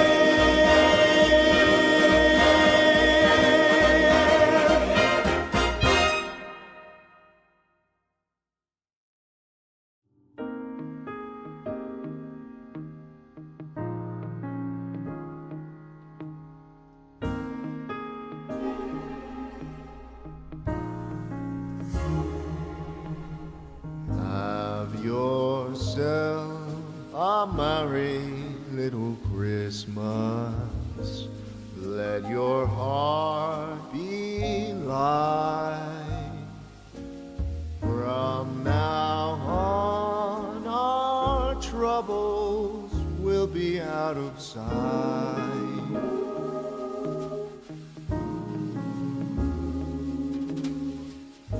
Have yourself a merry little Christmas. Make the Yuletide gay. From now on, our troubles will be miles away.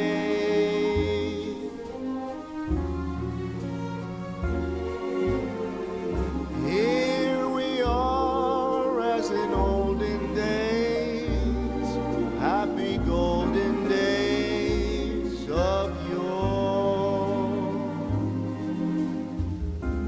Faithful friends who are dear to us, gather near to us once more. Through the years we all will be together, if the fates allow. Hang a shining star upon the highest bough,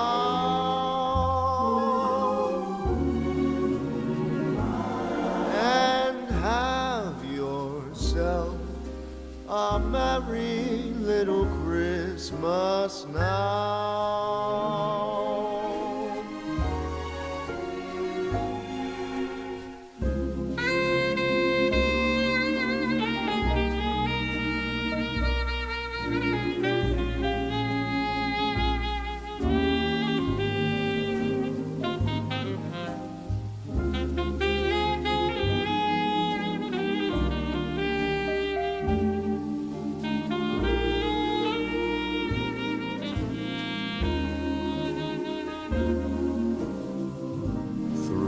the years we all will be together, if the fates allow.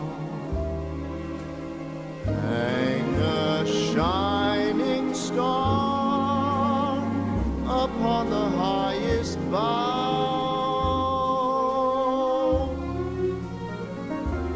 and have yourself a merry little Christmas now.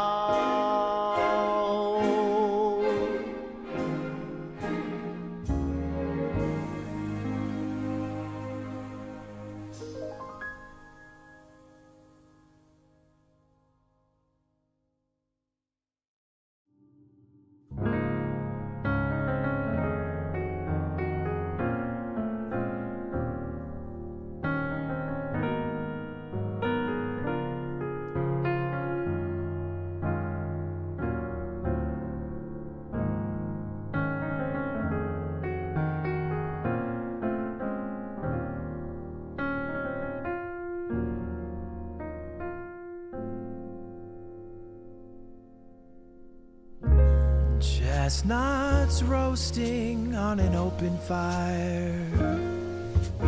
Alright, hold on. What the shit is this? This is not Schlatt. You're gonna. Oh, it's Ludwig, dude. You can't. I would do it. I'd do a very mogul Christmas, but man, I don't want to get copyright claimed. No.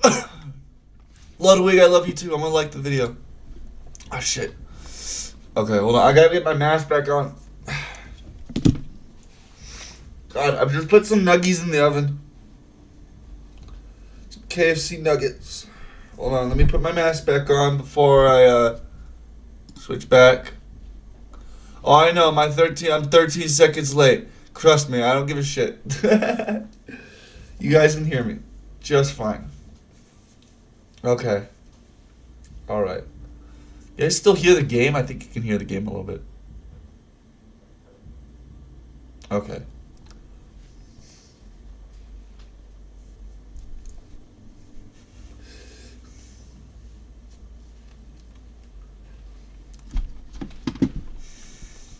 Alright. Oh yeah, see, I need to go fix it real quick. Hold on.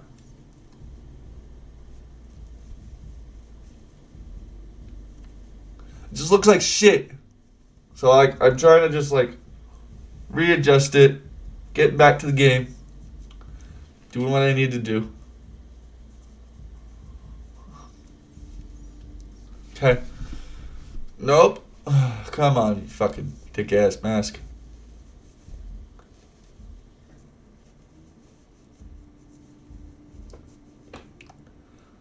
Come on, you fucking mask. Okay. Me when Jay Schlatt tells me to have myself a merry little Christmas. Yeah, look at it, it's so fucked up. It won't be that noticeable. It's fine. We'll live. Okay.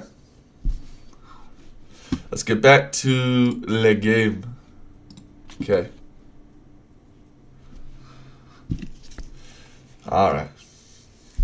We sit in silence for a long, long time.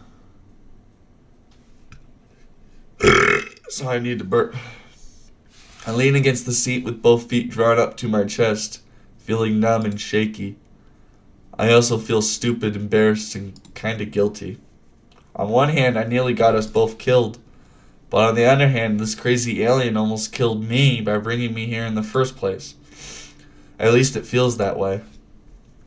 I still don't know what his ultimate plan is with me. I wonder for the 100th time if I'm going to wake up. I plug my nose and try to breathe through my nostrils. No air comes through. I sigh and look out the window at the blue glow we found ourselves in. The star that we've just escaped is far away now, though it's still an almost blinding tiny orb far to my left, kind of like the sun was not too long ago. It's lighting up all this dust that's around us with an eerie blue glow. It's kind of calming. I look over at Amicus and see him slumped in his chair looking out the window. His shoulders are hunched, ears drooping, and his head down.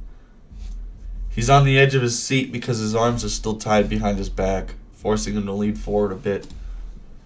Com hasn't spoken since we went into recovery mode, and the ship hasn't moved at all. The usual hum isn't even there.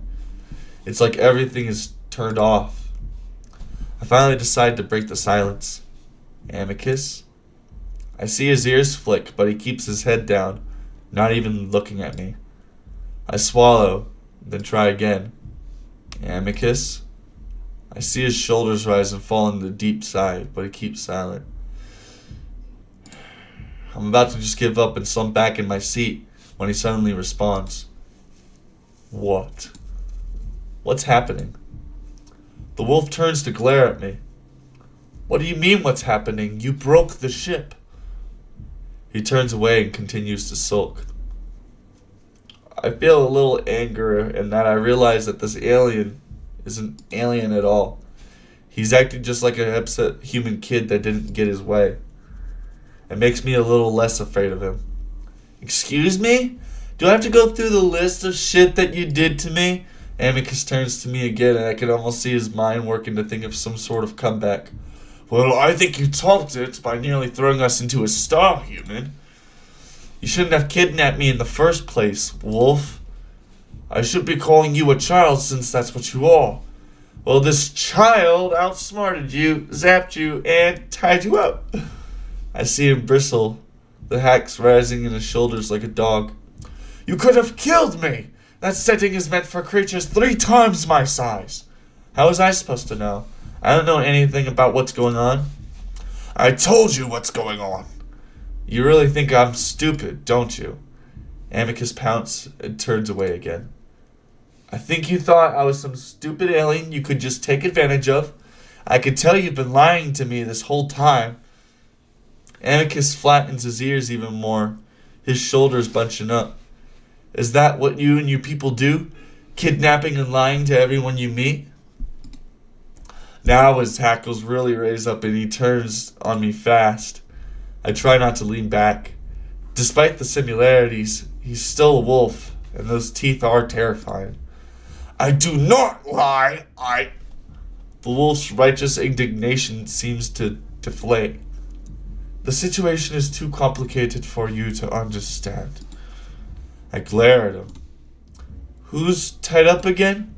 Amicus doesn't take the bait this time and remains slumped. Oh, I guess it doesn't matter now. We're probably going to die out here with how badly the ship is burned. And that makes my stomach twist a bit. I want to ask him if he's just moping or if he actually thinks we're going to die. But another long moment of silence stretches between us. Just letting you know, for the one person in chat, I see that you are there. I am looking at chat, so if you need to say anything, I'll respond. But another long moment of silence stretches between us. I look out the window again, at the towering clouds of dust in front of us. Well, if that's the case, then can you just tell me what's going on? Amicus goes on staring out of his window. I sigh and lean back, resigned to the idea that I might not ever know why I was dragged out to space to simply get stuck and die in a dust cloud. Then Amicus speaks. I made some mistakes. I glance at him, waiting, not wanting to say anything in case he stops talking. Ooh, I hear the music. Can we turn that up? There we go. Yeah, okay. I do want to go save the game. Hold on. I'm going to go to here real quick. I'm going to go do transmission just really quick, just in case there's any like save file that has some shit on it and I don't need to. Yep, see, that's exactly why. So let's go to page 9. Let's go to page 9. Yeah. There we go. Alright, and then transition again. And then we're going to go save right here. Okay, and then return. I glance at him, waiting, not wanting to say anything in case he stops talking. I didn't know your species wasn't part of the Galaxias. It's very illegal to make first contact without authorization from a parent. A parent? The authorities of the galaxy. I frowned and AMICUS looks at the confusion on my face. How can I put this simply? There are 3 levels in the Galaxius. At the very top are the parents. They arrive from beyond our galaxy to spread their culture here. AMICUS glances at me. You know what a galaxy is? That there are others outside of your own? Yeah. AMICUS lets out a breathy chuckle. Of course. I probably should have expected that. So you must know that the intergalactic travel is incredibly advanced, almost godlike, and that's what they are. Gods. There are 8 of them that are still present in our galaxy, though they rarely communicate with us these days. That's kind of like a whack concept. It's kind of cool, but I want you to really think about that. For like our God here on Earth, our whole thing is like faith and belief of like a deity. For them, it's not just like a belief. It actually, it exists. And apparently it's proven to exist.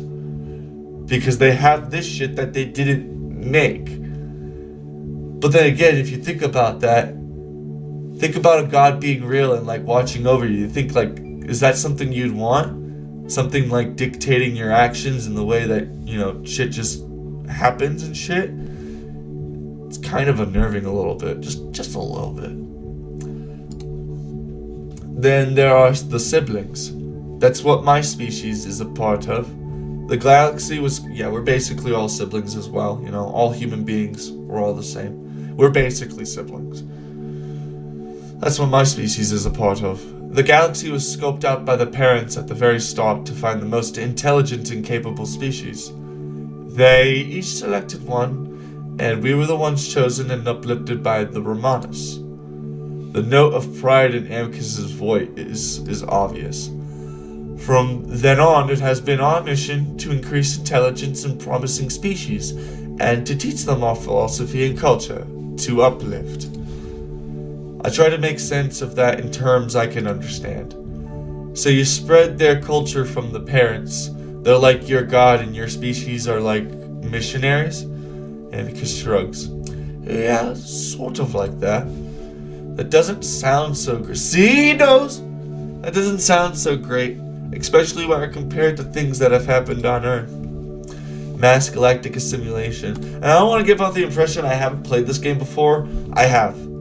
Many a time. In fact, I made my friend play it and watched him play the whole thing as well. So it's... yeah, I've played this game before. But I haven't like known every single fucking like in-between line of dialogue, obviously. So, why are they doing this? If they got here at the same time and did the same thing, does that mean they're working together? AMICUS shakes his head. We don't really know of the reasons for what the parents do, but we compete with the other siblings. But that brings me to the rest of the sapients in the galaxy. The children. The siblings uplift these children and bring them into our fold under the direction of our parents. Again, they haven't told us exactly what's going on, but we came to the conclusion that it's some sort of competition, and that we mean to win for our parents. So I'm a child? Well, no, not really. I've been calling you that, but you're not part of the Galaxius, and that's where I've made my mistake. Ooh, got the cutscene. Like I said, it was illegal for me to contact you, but I didn't know. How did you not know that? Shouldn't you have a record of this type of stuff? That's the confusing part of me. I found Earth in the library, so there was a record of it, but there wasn't much. Just a few footnotes about the sapient species there. But because that record exists, I know that your species was uplifted to child status at some point. In Rome? Presumably, but sometimes the species is unable to be uplifted for different reasons. Too aggressive, too docile, too unintelligent. AMICUS glances at me. I thought this is what happened to your species. Then if we've been uplifted, doesn't that mean that you've already made first contact? Yes, but you're still not a part of the Galaxias. That's why I made the mistake. You should know about it, but you don't. Knowledge of other intelligent life is sacred, and for whatever reason, your species lost it. So it doesn't matter that we've made contact before. If the knowledge of the Galaxias has been lost, then any form of communication between us is first contact all over again. And while uplift has been cancelled with species in the past, we don't completely cut off contact. They're permanently part of the Galaxias. I'd never heard of something like this happening before, so I panicked. Calm, Ankis glances at the ceiling, wasn't able to tell me that until he connected to your Nexus. Nexus? Another word that doesn't translate. Like the technology that connects places, people, information. The internet? If that's your word for it.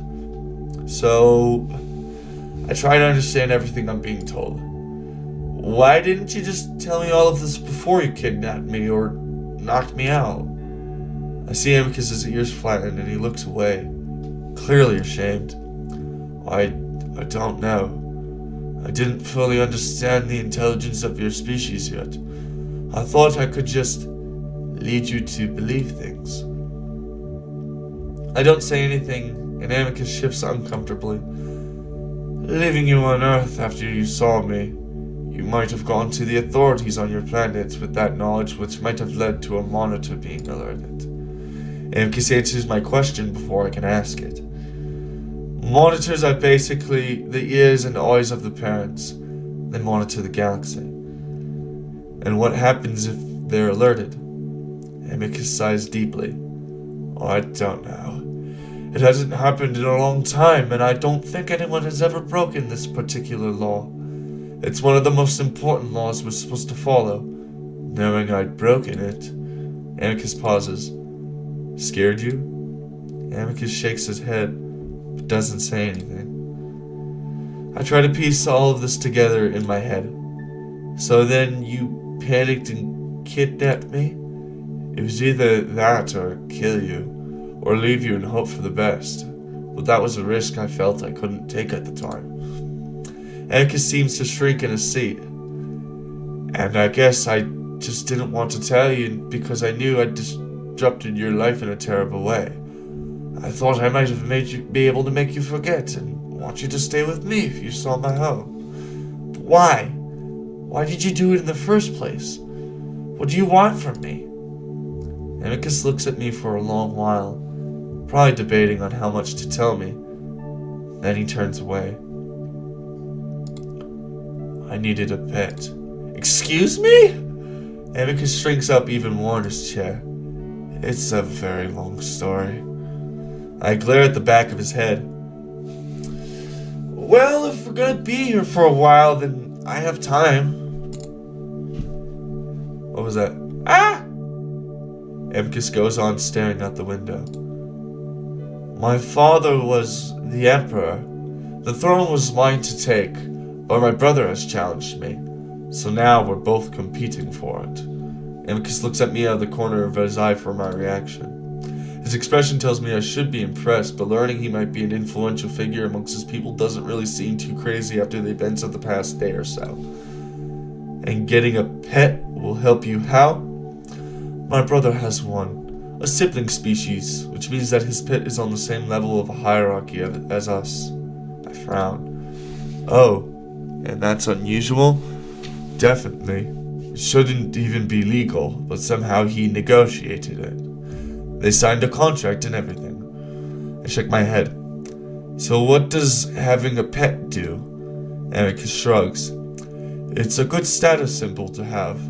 The fact my brother was able to obtain such a prestigious pet shows his skill at negotiation, and has put me at a huge disadvantage. You guys ready for something? I bet you're not really waiting for me to pull this out of my ass. We're gonna go put a note on a character before we even write down what character it is. This character, his brother, is good at negotiation. Let's go write that down. Negotiation. Okay. And then put the cap back on that so it doesn't dry. Remember, I'm streaming for a whole fucking day. Anyway. Go back to Streamlabs. And pull this out. Alright. So, negotiation. We're gonna go ahead and take... Here, you know what? I'll just leave the fucking camera there and bring the whiteboard over. Because I feel like it's easier. We're gonna put this on a character before we even write his name down. So, bada bing, bada boom. Let's put it right here so we can actually have room to write it down. We got it right there. Who that is? You don't know yet. His brother, I guess. Unless you've played the game. Which, I mean, if you're watching this, then you probably have. Alright.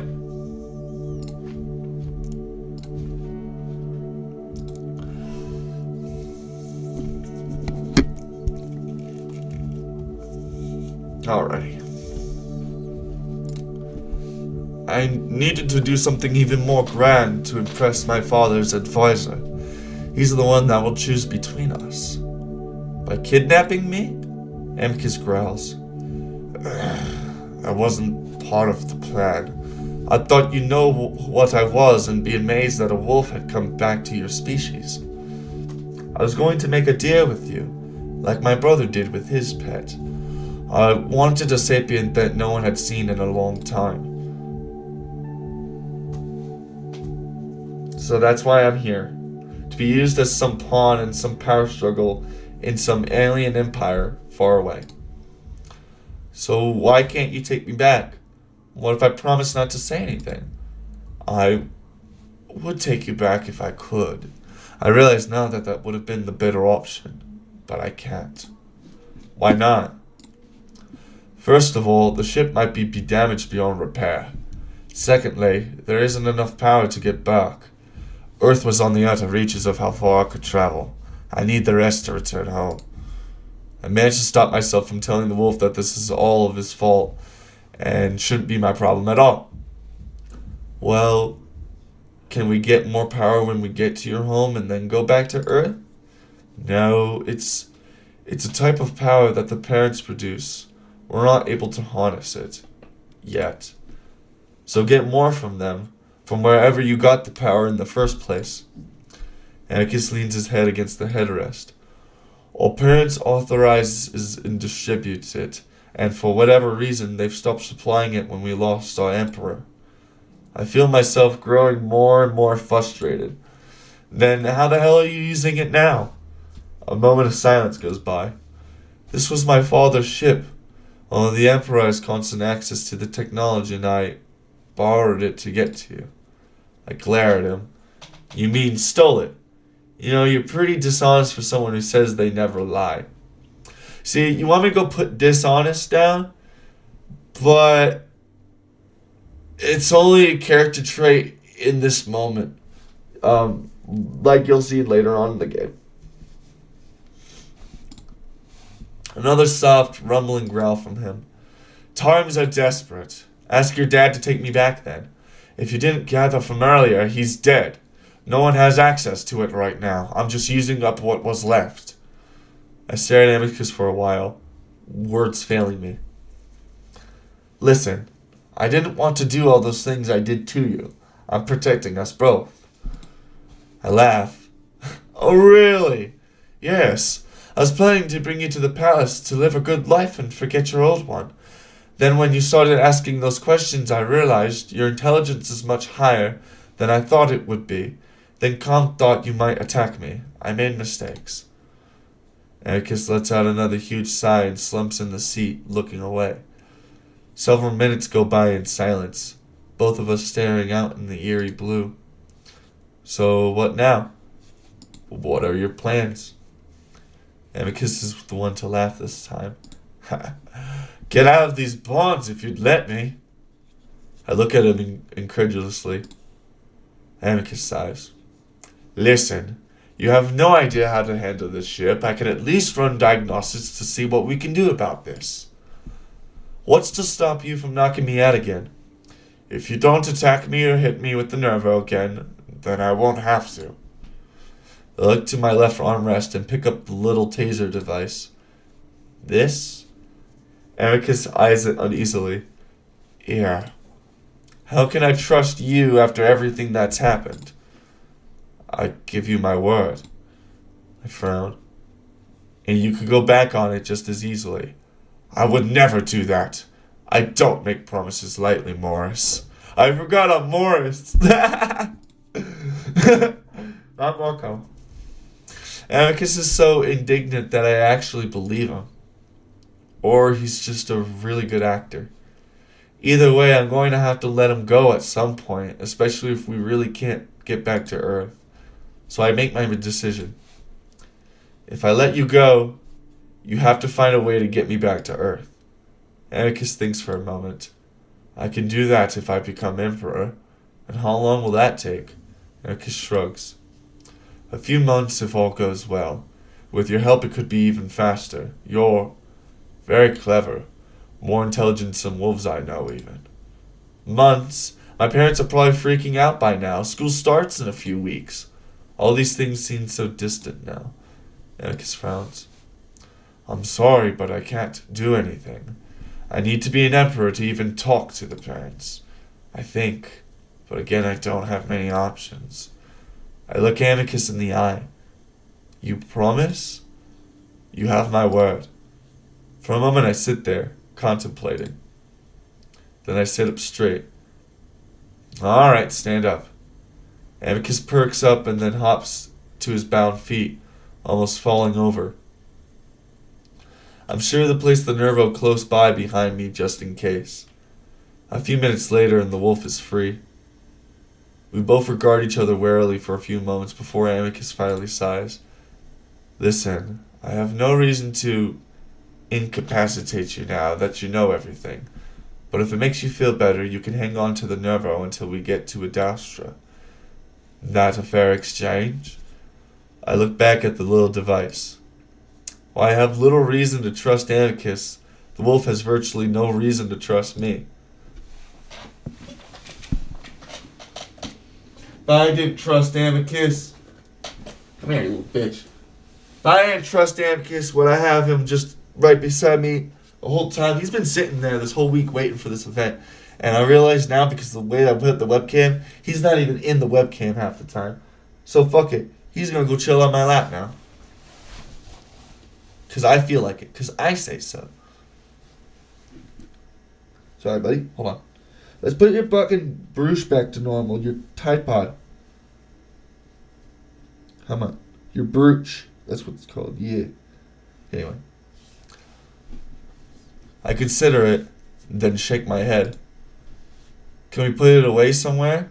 I'd rather just not be thinking about it. Amicus looks at me in surprise, then rubs his stomach where I jabbed him. Okay, yeah. That sounds like a deal to me. Amicus holds out a paw and I look down at the thick black pads on his fingers and palm before picking up the Nervo and handing it to him carefully. Just put this down on the desk. Okay. For a moment, I imagine him immediately turning the thing around and jabbing it into my face, but instead he turns and walks towards the back of the ship. I notice his stance is slightly bow-legged as he adjusts himself a few times. That makes me feel a little guilty about fighting dirty earlier. But only a little. On his way, he sweeps up his cape in one fluid motion before... No! So I was looking at stream. On his way, he sweeps up his cape in one fluid motion before wrapping it around in his shoulders. I really want Amicus in view. It kind of annoys me that he's not, like, in view as much. Okay, hold on. Hold on. Let's see. Stream now. Okay, there he is. Oh, so I gotta, like, put him over here. Okay. I'm just making sure I'm not fucking knocking over, like, my weed and shit. Okay. Ah, my notes! My sticky notes! Alright. Put that down here. Put this right here. Yep, and Amicus can just sit and chill right here. Alright. Watch the game too. You want to watch the game? Yeah, go watch the game. There we go. Alright. Then he moves to the back wall, sticking out a paw. He presses a panel and a small portion of the wall slides back, revealing another smaller room. From where I am, I can see what looks like a little cot and various cupboards. He opens one of these and places the Nervo inside before shutting it. He comes back out and notices me staring. That's my quarters. It's where I sleep. If you need to urinate or whatever else you do, there's a toilet in there. I'm fine for now. I feel my stomach gurgle, something that's it's been doing for a while now. I'm a little hungry though. Amicus raising a brow. Do you want to try it again? Sure. I mean, what else can you do? It's not the worst food I've ever had. The earthy smell translates into the taste, but there's a strange hit of sweetness to it, like chocolate that makes it a little more palatable. I could at least swallow it down without gagging, so that's good, I guess. Amicus has his own cup, though he's paying more attention to the panels than to his food. I may have been exaggerating a bit earlier. Damage appears to be minimal. We're actually lucky that you didn't lock. Oh, fuck. Wait. I'm supposed to be doing an accent. Fuck! Alright. I may have been exaggerating a bit earlier. Damage appears to be minimal. We're actually lucky that you didn't lock into something worse like a pit. There's one very near that star. A pit? Amicus shrugs. Stop doing shit. Waving his hand in the air as if brushing my question aside. A very strong gravitational singularity that sucks up everything around it. Like a black hole. A black hole. Like its gravity is so powerful that even light gets pulled into it. That's why they're black. Amicus looks at me in surprise. Oh, you know what that is? Guess I should stop being surprised, honestly. Humans really are something. You basically uplifted yourselves. Really?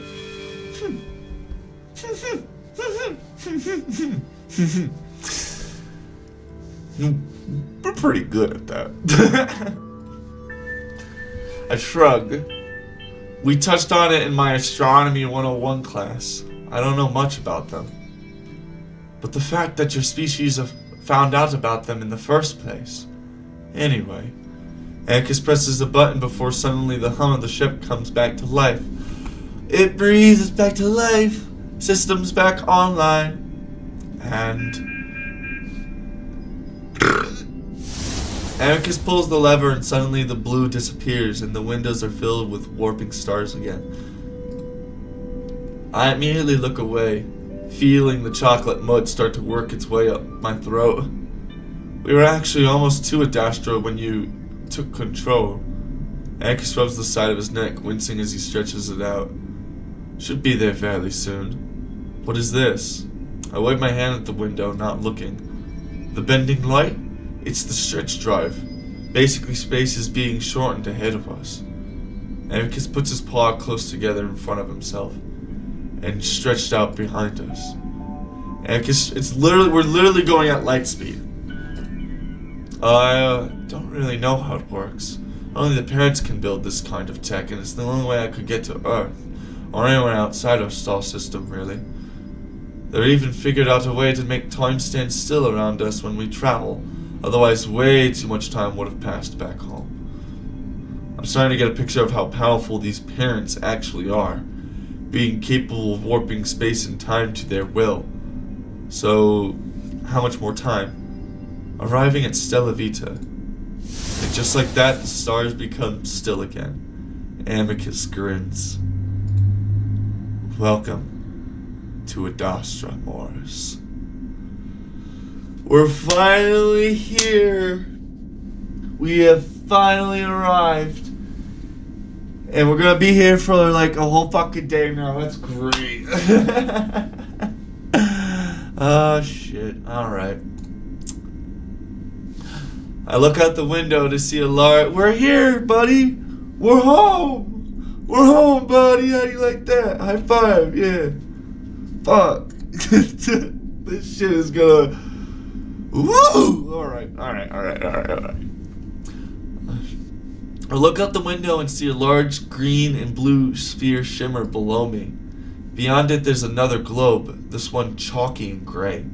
A small and even brighter orb floats further to the right, its color almost pure white. Amicus points at the more Earth-like sphere. That, specifically, is Adastra. The planet to the left is AMICUS. There aren't many people there aside from miners. The smallest is Torque, another moon. I know you live on a planet, so Adastra might seem a bit small to you. I pressed a hand to the window and noticed that it's ice cold. Looks pretty big from here. Amicus leans over the console and starts touching at the screen. Re-entry sequence engaged. Go ahead and put your safety straps on. Re-entry is never comfortable in smaller ships. I hurriedly do as he says, sitting down and trying to figure out the seatbelt. Eventually, Amicus has to come over and help, showing me how the strap just feeds into a slot. This automatically pulls the strap tightly across my waist and chest. As Amicus gets into his own seat, we start to curve around the darker side of Adastra. Every now and then there's a bit of a downward tug on my stomach, sort of like when the passenger jet I was in was landing in Rome. I'd imagined that things would rattle around, along with a bunch of fire and heat, like in a Hollywood movie. Instead, there's only a rumbling sound that accompanies a gentle vibration through the seat. There isn't any fire, but I do start to see the blue flashes on the otherwise black windows. I look over at Amicus and see that he's got his eyes closed, looking relaxed. The wolf opens his eyes and smiles gently at me. Don't worry, this is all normal. I realize how nervous I must look, so I nod and lean my head back into the seat. The electric blue flashes stop after a while, and then I feel one final downward pull on my body before the rumbling fades out. We sit in complete silence and darkness for a moment before I hear Amicus moving next to me. Okay, we're in the hangar right now. Just follow me into the palace.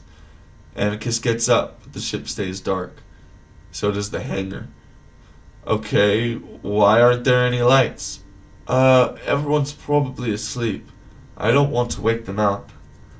I get the feeling that he just doesn't want anyone to catch us, but I don't say anything. I fiddle with my seatbelt, unable to get it undone, until I feel Amicus lean over me, breathing in my ear as his large paw covers mine, pressing something that releases the strap. I stand up, feeling around blindly as I hold on to the seat, only barely able to make out the red bristles on the headrest in front of me. I reach out a hand. Hey! Amicus's rough paw pads envelop my hand. What's wrong? I can't see anything. Oh, can you not see in low light? Amicus starts pulling me along before I hear a soft beep, then a whooshing sound. Not really. Another sound catches my attention. Crickets. They have crickets here too? At the same time, I'm hit by a wall of humid warmth, almost like walking into a sauna. Amicus puts a paw against my chest. Wait a second. Then I hear a soft thud followed by a grunt. Hello? Lean down. My eyes have adjusted a bit more to the dark and I'm barely able to make out what I think are paws reaching up towards me. I crouch down and Amicus grabs me under his arms before pulling me clumsily off the deck of the ship. My face mashes up against his furry chest before I'm set down on my feet. Alright, so we're just going straight to my room. Try not to make too much noise. I start to nod, but Amicus is already pulling me along. The humidity presses down on me like a physical force, and I start to worry that I might actually have trouble surviving on this moon. It's really hot. Things will cool off once we're inside. I can hear him panting heavily as we move through the hangar. I still can't see much, just angular shapes in the darkness, but finally I see some light ahead with some cold air. We turn a corner, and I have to blink against how bright it suddenly becomes. Hey! Bro, it's been like 2 years since I've been in this fucking, room right here. It's been a minute. I haven't played this game in a while. I don't think I played it last Amicus year, or Amicus Day last year. Hold on, I can just press H, right? Yes, that fucking nostalgia for this fucking room, dude. The most common room you fucking see the whole goddamn game. It sucks ass. It's not good memories, but it's Ad Astra. Alright, he's basically watching me play. Alright. I look around at the pillars and marble floor, the bright lights above me, and what looks like a garden complete with statues extending out through the archways. Well, at least I know Amicus wasn't lying about living in a palace. What do you think? What do you think? Well, I mean, it looks really cool, really expensive. I don't know if that last part was such a great compliment, but Amicus seems happy. Thanks. It's going to be your home for a while, so I'm glad you like it. Amicus adjusts his cape, fanning it out a little. This is only a small portion of the palace, of course. I'll show you around later, but for now, I want to go to my room and dry out a little. I must look like a mess right now. The humidity doesn't do my fur any favors. I can tell Amicus is genuinely embarrassed, even if he's trying to joke, so I put a hand up to my hair. I have a little less to worry about, but I'm sure my hair is pretty crazy right now. True, that patch of fur really is something, though. The wolf reaches out and touches my hair, rubbing it between the pads on his fingers. We've made physical contact several times over the last day, but this is the first time that it really feels friendly. We stand there for a moment, just long enough for things to get awkward. Amicus pulls his hand back suddenly, as if realizing what he's doing. He's saved from having to think of something to say as we both hear footsteps coming up from the hall to our right. Shit! What? Hide and be quiet! Amicus whispers loudly at me, and it suddenly pushes me hard back the way he became. I stumble before scrambling around the corner. The footsteps get louder as I stand up as I press my back against the wall, listening. Amicus! There's my voice. You'll see who it is. I jump, the person almost shouting Amicus's name. Cassius? Amicus's deeper voice responds, sounding cool and collected. Where the hell have you been? His voice is higher pitched and a little more articulate than Amicus's. I start to look around the corner, then hesitate. Then I do it anyway, wanting to see who this person is. Luckily, Amicus has moved further down the room so that I'm slightly behind this Cassius guy. I see a white wolf quite a bit smaller compared to Amicus, but no less intimidating, maybe even more so. And there he is. Alrighty. Yeah, I did not draw a very good example, so I'm going to go ahead and do that real quick. Amicus, you can go wear my headphones real quick. You can wear these. Now, it's whiteboard time. Alright. So, I'm going to go ahead, do stream intermission. Got my fucking mask. It's still like so messed up. Actually, no, it's fine. Boo. Okay? And then go back to the in-game part for me so I can go grab the whiteboard. Don't drop that over. Okay? Alright, so the color for this one is purple. It's purple. And we're gonna go redraw this fucker. Where is the marker I used for him? Amicus, no! No, dude. Don't fall. You're not supposed to do that. Where's that fucking marker? Where's my Cassius marker? That's not it. That's it. There you are. Alright. Alright, we're gonna go redraw this fucking dude. Here, actually, you know what? It'd be better if I just went on the game. It would be much better if I just went on the game and did that instead. Alright. So, get him out of here. We'll draw him like a normal fucking person. Okay. Ow! Alright. Pop that bitch off, throw it. I don't give a shit. Alright, so this guy is looking like he's got a broad neck with these hairs poking out the back. He's got a big ass ear. And then he's got these fringes up here, along with another big ass ear. And then you're just gonna go draw a little like this. And we're gonna draw his muzzle. It's gonna go like this. And then downward. And then like that. And then diamond. And then back up and like that. Actually, that was really bad. Like this. There we go. And then, yeah, we're just gonna do that. He's gonna be a little snout guy, right? Don't worry about it. Don't worry too much. Alright? Big, mean face. Arrow. Actually, I don't think that's that bad. Alright, and that's our board. Hold on. Give me an Amicus marker so we can both have eyebrows, please. Amicus looks high as fuck. Alright, so let's go back to the whiteboard. No, right here. Alright, so there's my Cassius, alright? And that's his name. His name is Cassius.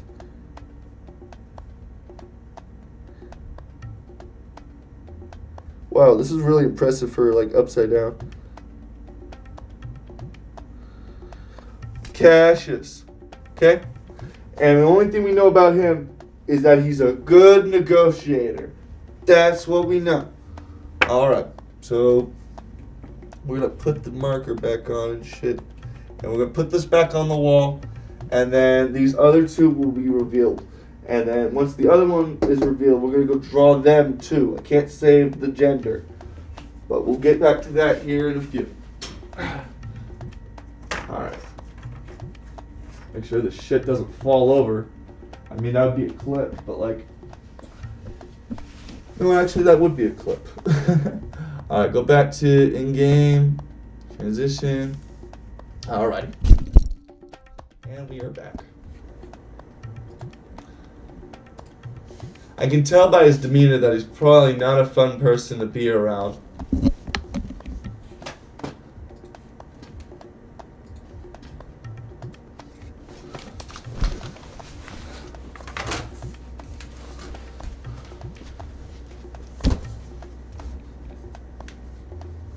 Just gonna use this.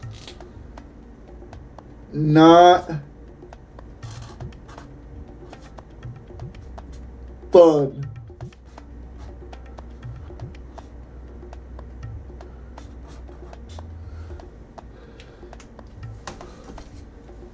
Not fun. Alright.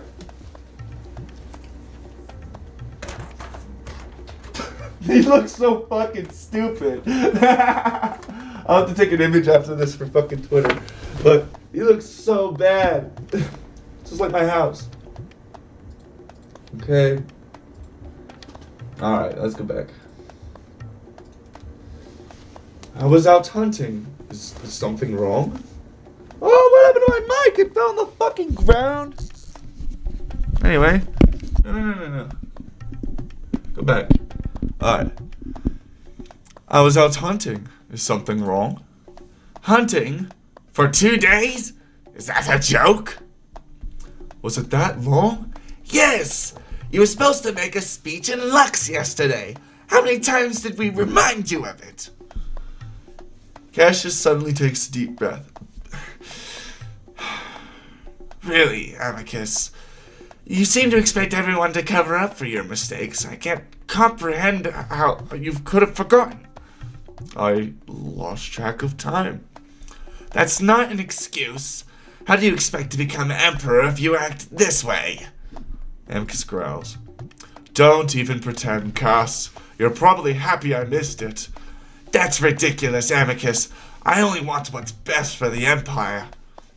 Amicus opens his mouth, then shuts it suddenly. No, I'm not doing this tonight. I'm tired and I want to go to bed. Cassius quietly regards Amicus for a moment, then shakes his head.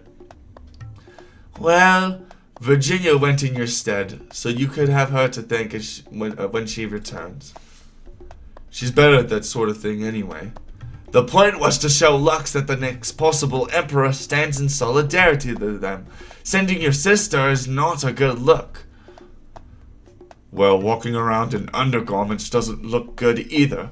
You think that's how an emperor should behave? No one's awake, Amicus. Don't be such a pup. I'm just saying, you look really small without your armor. Now that is not a good look for an emperor. Excuse me? What? I'm only want what's best for the Empire, and a little runt like you definitely isn't. They stare at each other for a long time, though I have no idea what's going on. I can almost see the electricity arcing between them. Finally, Cassius turns to his heel and stalks away, tail swishing furiously. Good night, Amicus. Amicus stands there for a moment, still puffed out a little before he finally deflates. Damn it! I stand quietly around the corner, waiting for Amicus to call me back. When he doesn't, I whisper at him. Amicus? His ears prick up and he turns to me. Hey, come on. We should go before anyone else decides to show up. Okay. I can tell by the way the wolf walks, his ears slightly down, his tail almost dragging, that he's not in a good mood. You alright? Yeah, I'm fine. My brother just knows how to irritate me. I shouldn't have said that to him. We quietly walk through the marble halls, the echoing of our footsteps the only sound. Is he not supposed to see me? I just need to think of the right way to introduce you. Now isn't the best time. Is he the one who challenged you to the throne? For the throne? Amicus is quiet for a moment before leaving a huge sigh. Yes. And he's really starting to turn my life upside down because of it. Sometimes I think he just sees this all as a game. We've come to a stop at what looks like a door. It's completely smooth though, made of what also looks like marble. Amicus doesn't make any move to open it. And you know, he never seemed concerned for me and my duties until after he made his challenge. That's what bothers me the most, knowing that it's all an act. I guess you're not really close with him then. Not since we were pups now. A disturbing thought suddenly hits me. Well, you know, in Earth's ancient Rome, the place where you guys uplifted, people would kill each other over the throne. Like a lot. Does that happen here? You know what, actually? You know what we can do? We're gonna go ahead and add a sticky note. I'm not gonna bring the whole fucking whiteboard over here again. I thought that was just like a funny bit. But we're gonna go ahead and do 2 sticky notes. And then write down how they feel about each other. So, has become distant with Cassius.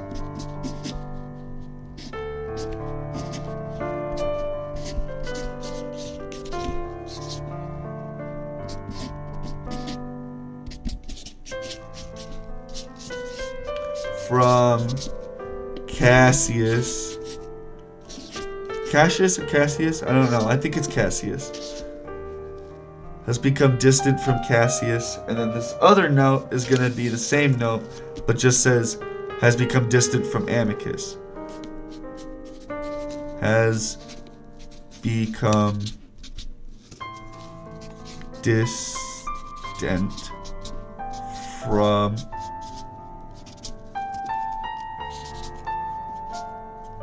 Amicus. Okay. And now, all we need to do is put these on the whiteboard. Here, Amicus, you can listen to the music and stare at yourself.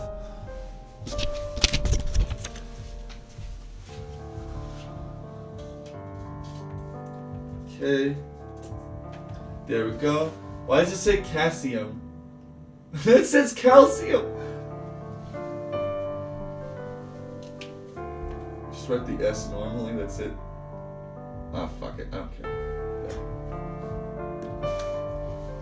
It's a calcium. Okay.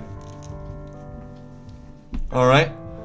Well, you know, in Earth's ancient Rome, the place where you guys uplifted, people would kill each other over the throne, like, a lot. Does that happen here? Amicus frowns. I suppose it's happened in the past, but that was a long time ago. Besides, Cassius would never do something like that.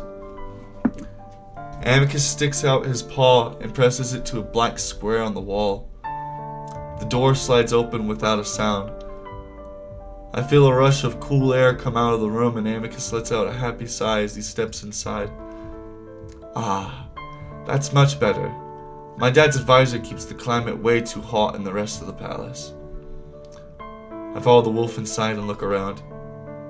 Aside from a few quirks, the room looks like it could have come straight out of any luxury hotel on earth. Amicus sits heavily on the bed, making it squeak. He starts to strip off his clothing. Toilet and bath are in there. He nods ahead at another door across from the bed. Then he jabs a thumb back at the large curtain. That's the balcony if you want to get some air, though I don't know why you would in this weather. Then he points at the couch. And that can be where you sleep, if that's alright with you. I've known some other aliens to prefer the floor, though. The couch is fine. I walk over to the red sofa, sizing it up. It's more than big enough, but as I pick up the little black pillow, I notice it's covered in fur. I inconspicuously pick some of it off before a light blanket smacks into the back of my head. Ha! There you go. Is that all okay? Yeah, this is good. I hope the blanket will be enough to keep off the cold that seems to be wafting down from the ceiling. Good. Like I said earlier, I'll show you the rest of the palace tomorrow. We'll get some real food, too. Amicus sprawls back on the bed, not bothering to draw up any blankets, his eyes closed. I actually want real food now, but I don't say anything, instead lay down, the sofa a bit harder than I had expected. Good support, I guess. As I'm settling in, I think Amicus has already fallen asleep, but that's when he speaks again. And thanks, Morris. I don't know what he's thanking me for not killing him on the ship, for agreeing to help him become emperor, for the way I took this shitty sofa and flimsy blanket without complaint. I'm not sure, so all I say is, sure. Then I hear the wolf snoring softly and the lights suddenly dim down until they're off. I lay there a while, though I'm not sure for how long. In fact, time seems to have lost all meaning since I was abducted. Amicus's brother said it had been 2 days, but didn't Amicus say that time freezes when traveling in the stretch drive? Had we really spent that much time idling around? And just stop thinking about everything that doesn't make sense, because that's basically everything. I just need to help this wolf so I can get the hell back home. Then I can pick apart everything I've been through all I want. For now, I just need to help things move along as smoothly as possible. With that thought in my head, and with the soft sounds of Amicus's gentle snoring, I'm lulled into a light and troubled sleep. The dream I have is strange. I'm in a black void of some kind. Despite the emptiness, I have some sort of purpose. I don't know what that is, but I'm being driven towards it.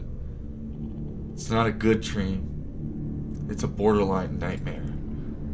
The empty void isn't the scary part, though. It's the feeling that I'm being watched by someone, or something. It's the feeling that I have no say in where I'm going. No choice at all. I'm very curious about you. What? I'm limited in what I can ask, but I'll start with this. What is death to you? Ooh.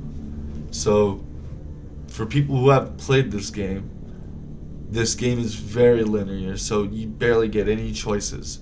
This is like the first of like 5, maybe 6 choices in the whole game. So every choice sort of matters. But just to make it so it's normal to like watch and we're not cutting shit short, we're gonna go to infinity. Very interesting.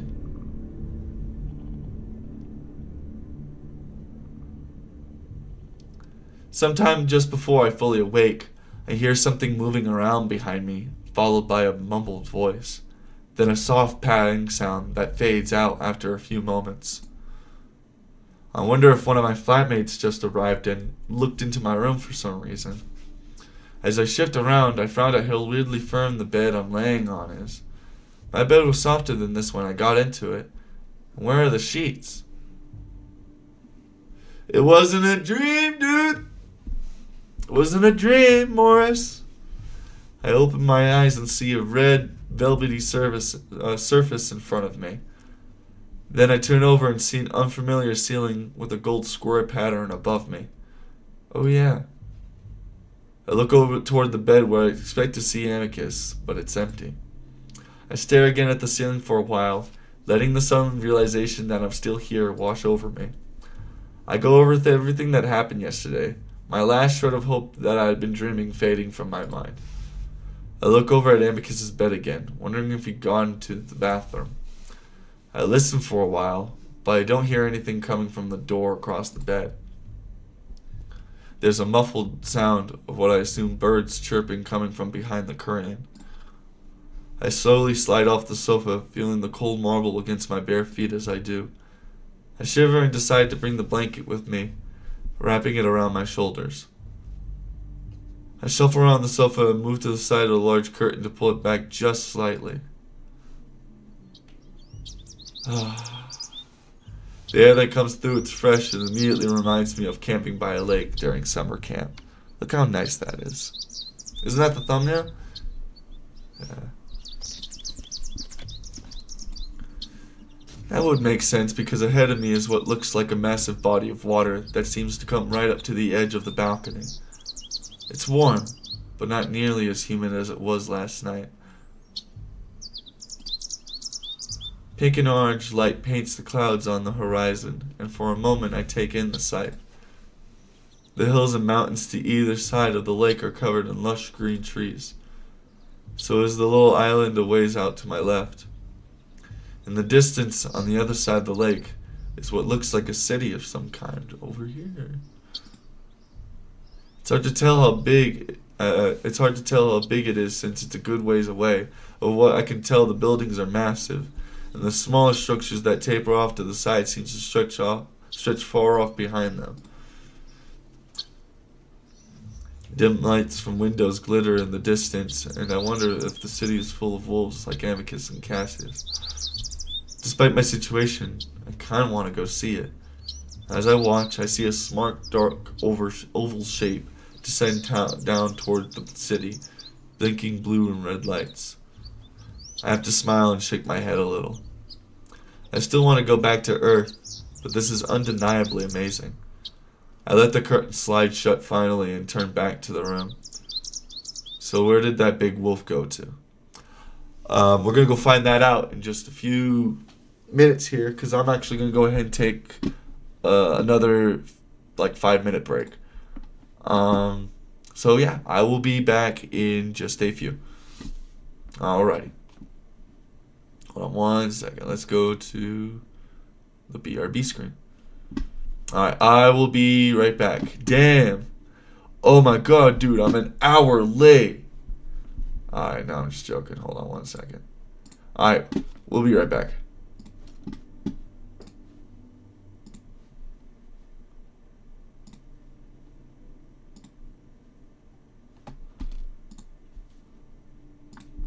Alrighty. Still 7 minutes here because I might want to eat. I have my food in the oven. I can't eat it with my mask on, so I just eat it off screen. Anyway, hold on one second. I guess we can go ahead and listen to A Very Mogul Christmas. I don't really care. Have fun, y'all. Ludwig, A Very Mogul Christmas. BRB in a few minutes. Folks dressed up like Eskimos.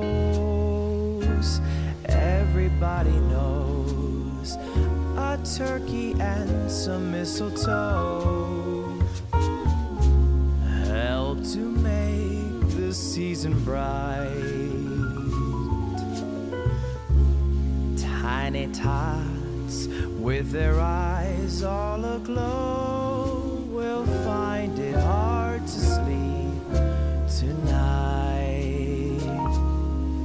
know that Santa's on his way. He's loaded lots of toys and goodies on his sleigh. And every mother's child is gonna spy to see if reindeer really know how to fly. And so I'm offering this simple phrase to kids from 1 to 92. Although it's been said many times, many ways, Merry Christmas to you.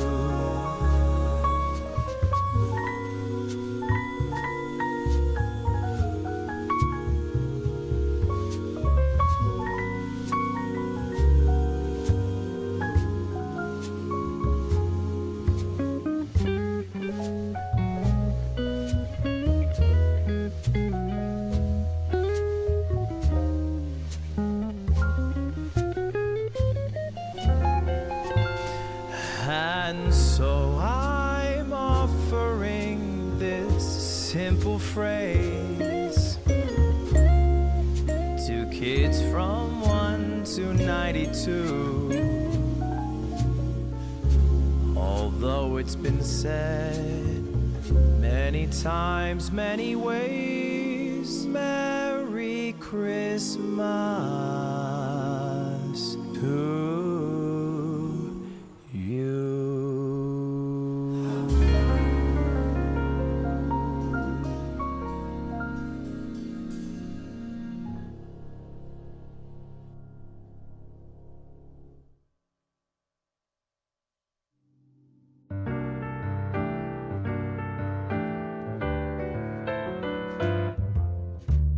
I really can't stay. Baby, it's cold outside. I got to go away. Baby, it's cold outside. This evening has been Hoping that you so drop in. very nice. I'll hold your hands, they're just like My mother will ice. start to worry. Beautiful, what's your My father hurry? will be pacing the floor. Listen to the fireplace roar. Really, I'd better Beautiful, scurry. please don't Well, hurry. maybe just a half a drink I'll more. put some records on while I pour. Neighbors might think, Baby, it's bad out there. say, what's in this No drink? cabs to be had out there. I wish I knew Your how eyes are like starlight to now. break this spell. I'll take your hat, your hair looks I ought swell. to say no, no, Mind no, if sir. I move in At least I'm closer? gonna say that I tried. What's the sense of hurting my I pride? really can't stay. Baby, don't hold out. Baby, it's cold outside.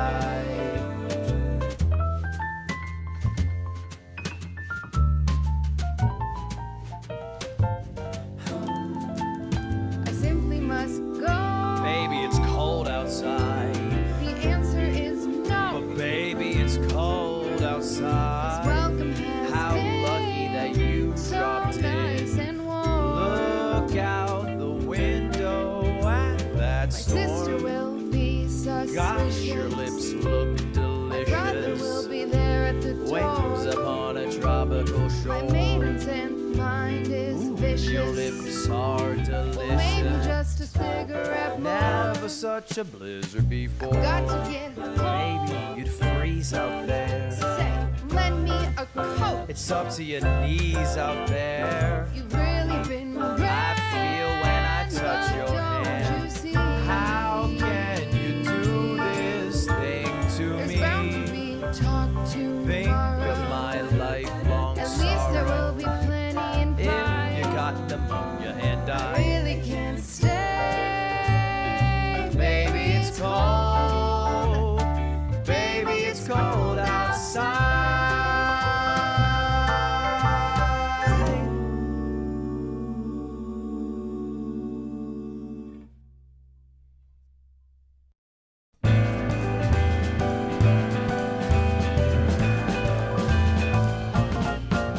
It's the most wonderful time of the year, with the kids jingle belling and everyone telling you be of good cheer.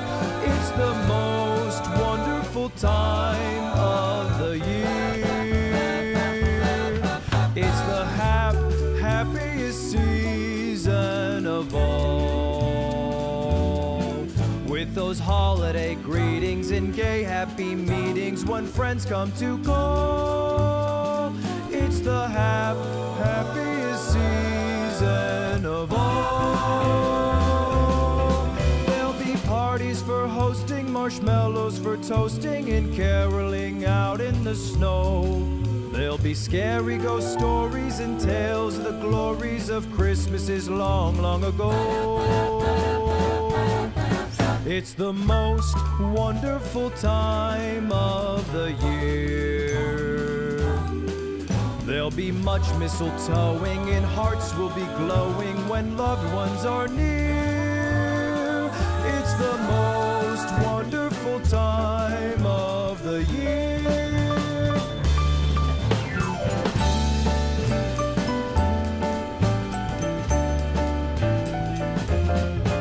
There'll be parties for hosting, marshmallows for toasting, and caroling out in the snow. There'll be scary ghost stories and tales of the glories of Christmases long, long ago.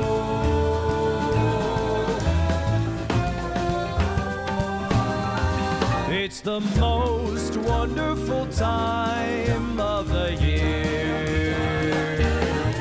There'll be much mistletoeing and hearts will be glowing when loved ones are near.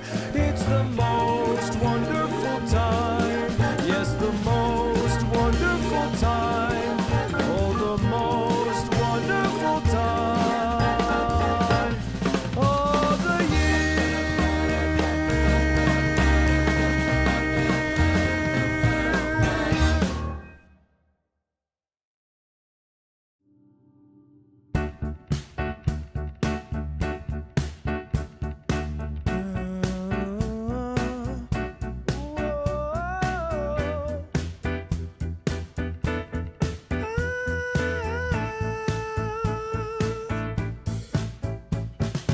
Last Christmas I gave you my heart, but the very next day you gave it away.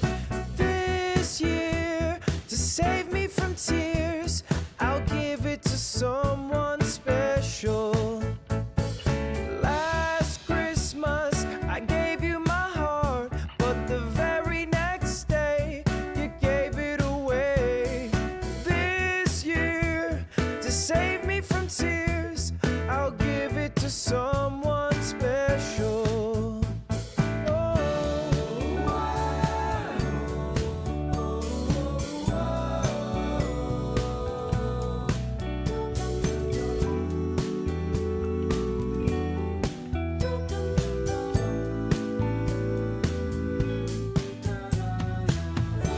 Once bitten and twice shy, I keep my distance, but you still catch my eye. Tell me, baby, do you recognize me?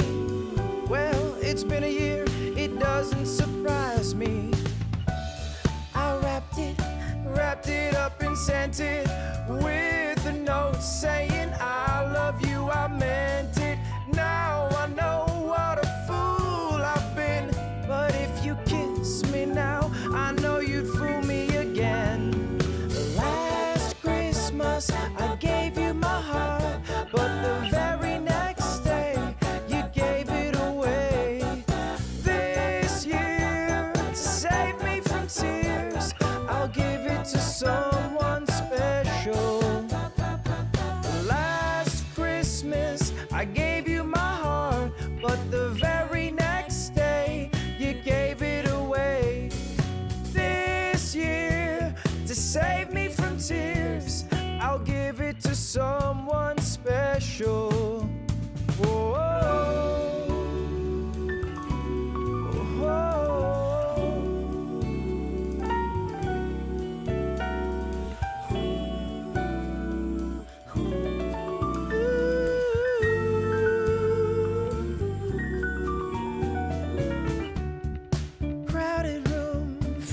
tight eyes. I'm hiding from you and you're so wise. Oh my God, thought you were someone to rely on. Me, I guess I was a shoulder to cry on. Sonny lover with the finest heart, a man undercover, but you tore me apart. Ooh, now I found a real love, you'll never fool me again. Last Christmas, I gave you my heart. Very next day, You gave it away. to save me from tears, I'll give it to someone special. Last Christmas, I gave you my heart. You gave it away. To save me from tears, I'll give it to someone special. Face on a lover with the fire in his heart, a man undercover, but you tore me apart. Ooh, I found a new lover, never fooled me. Okay, I'm back. Alright, I'm back. Hold on. Ah! Don't be pressing random shit now, Dylan. Don't do that.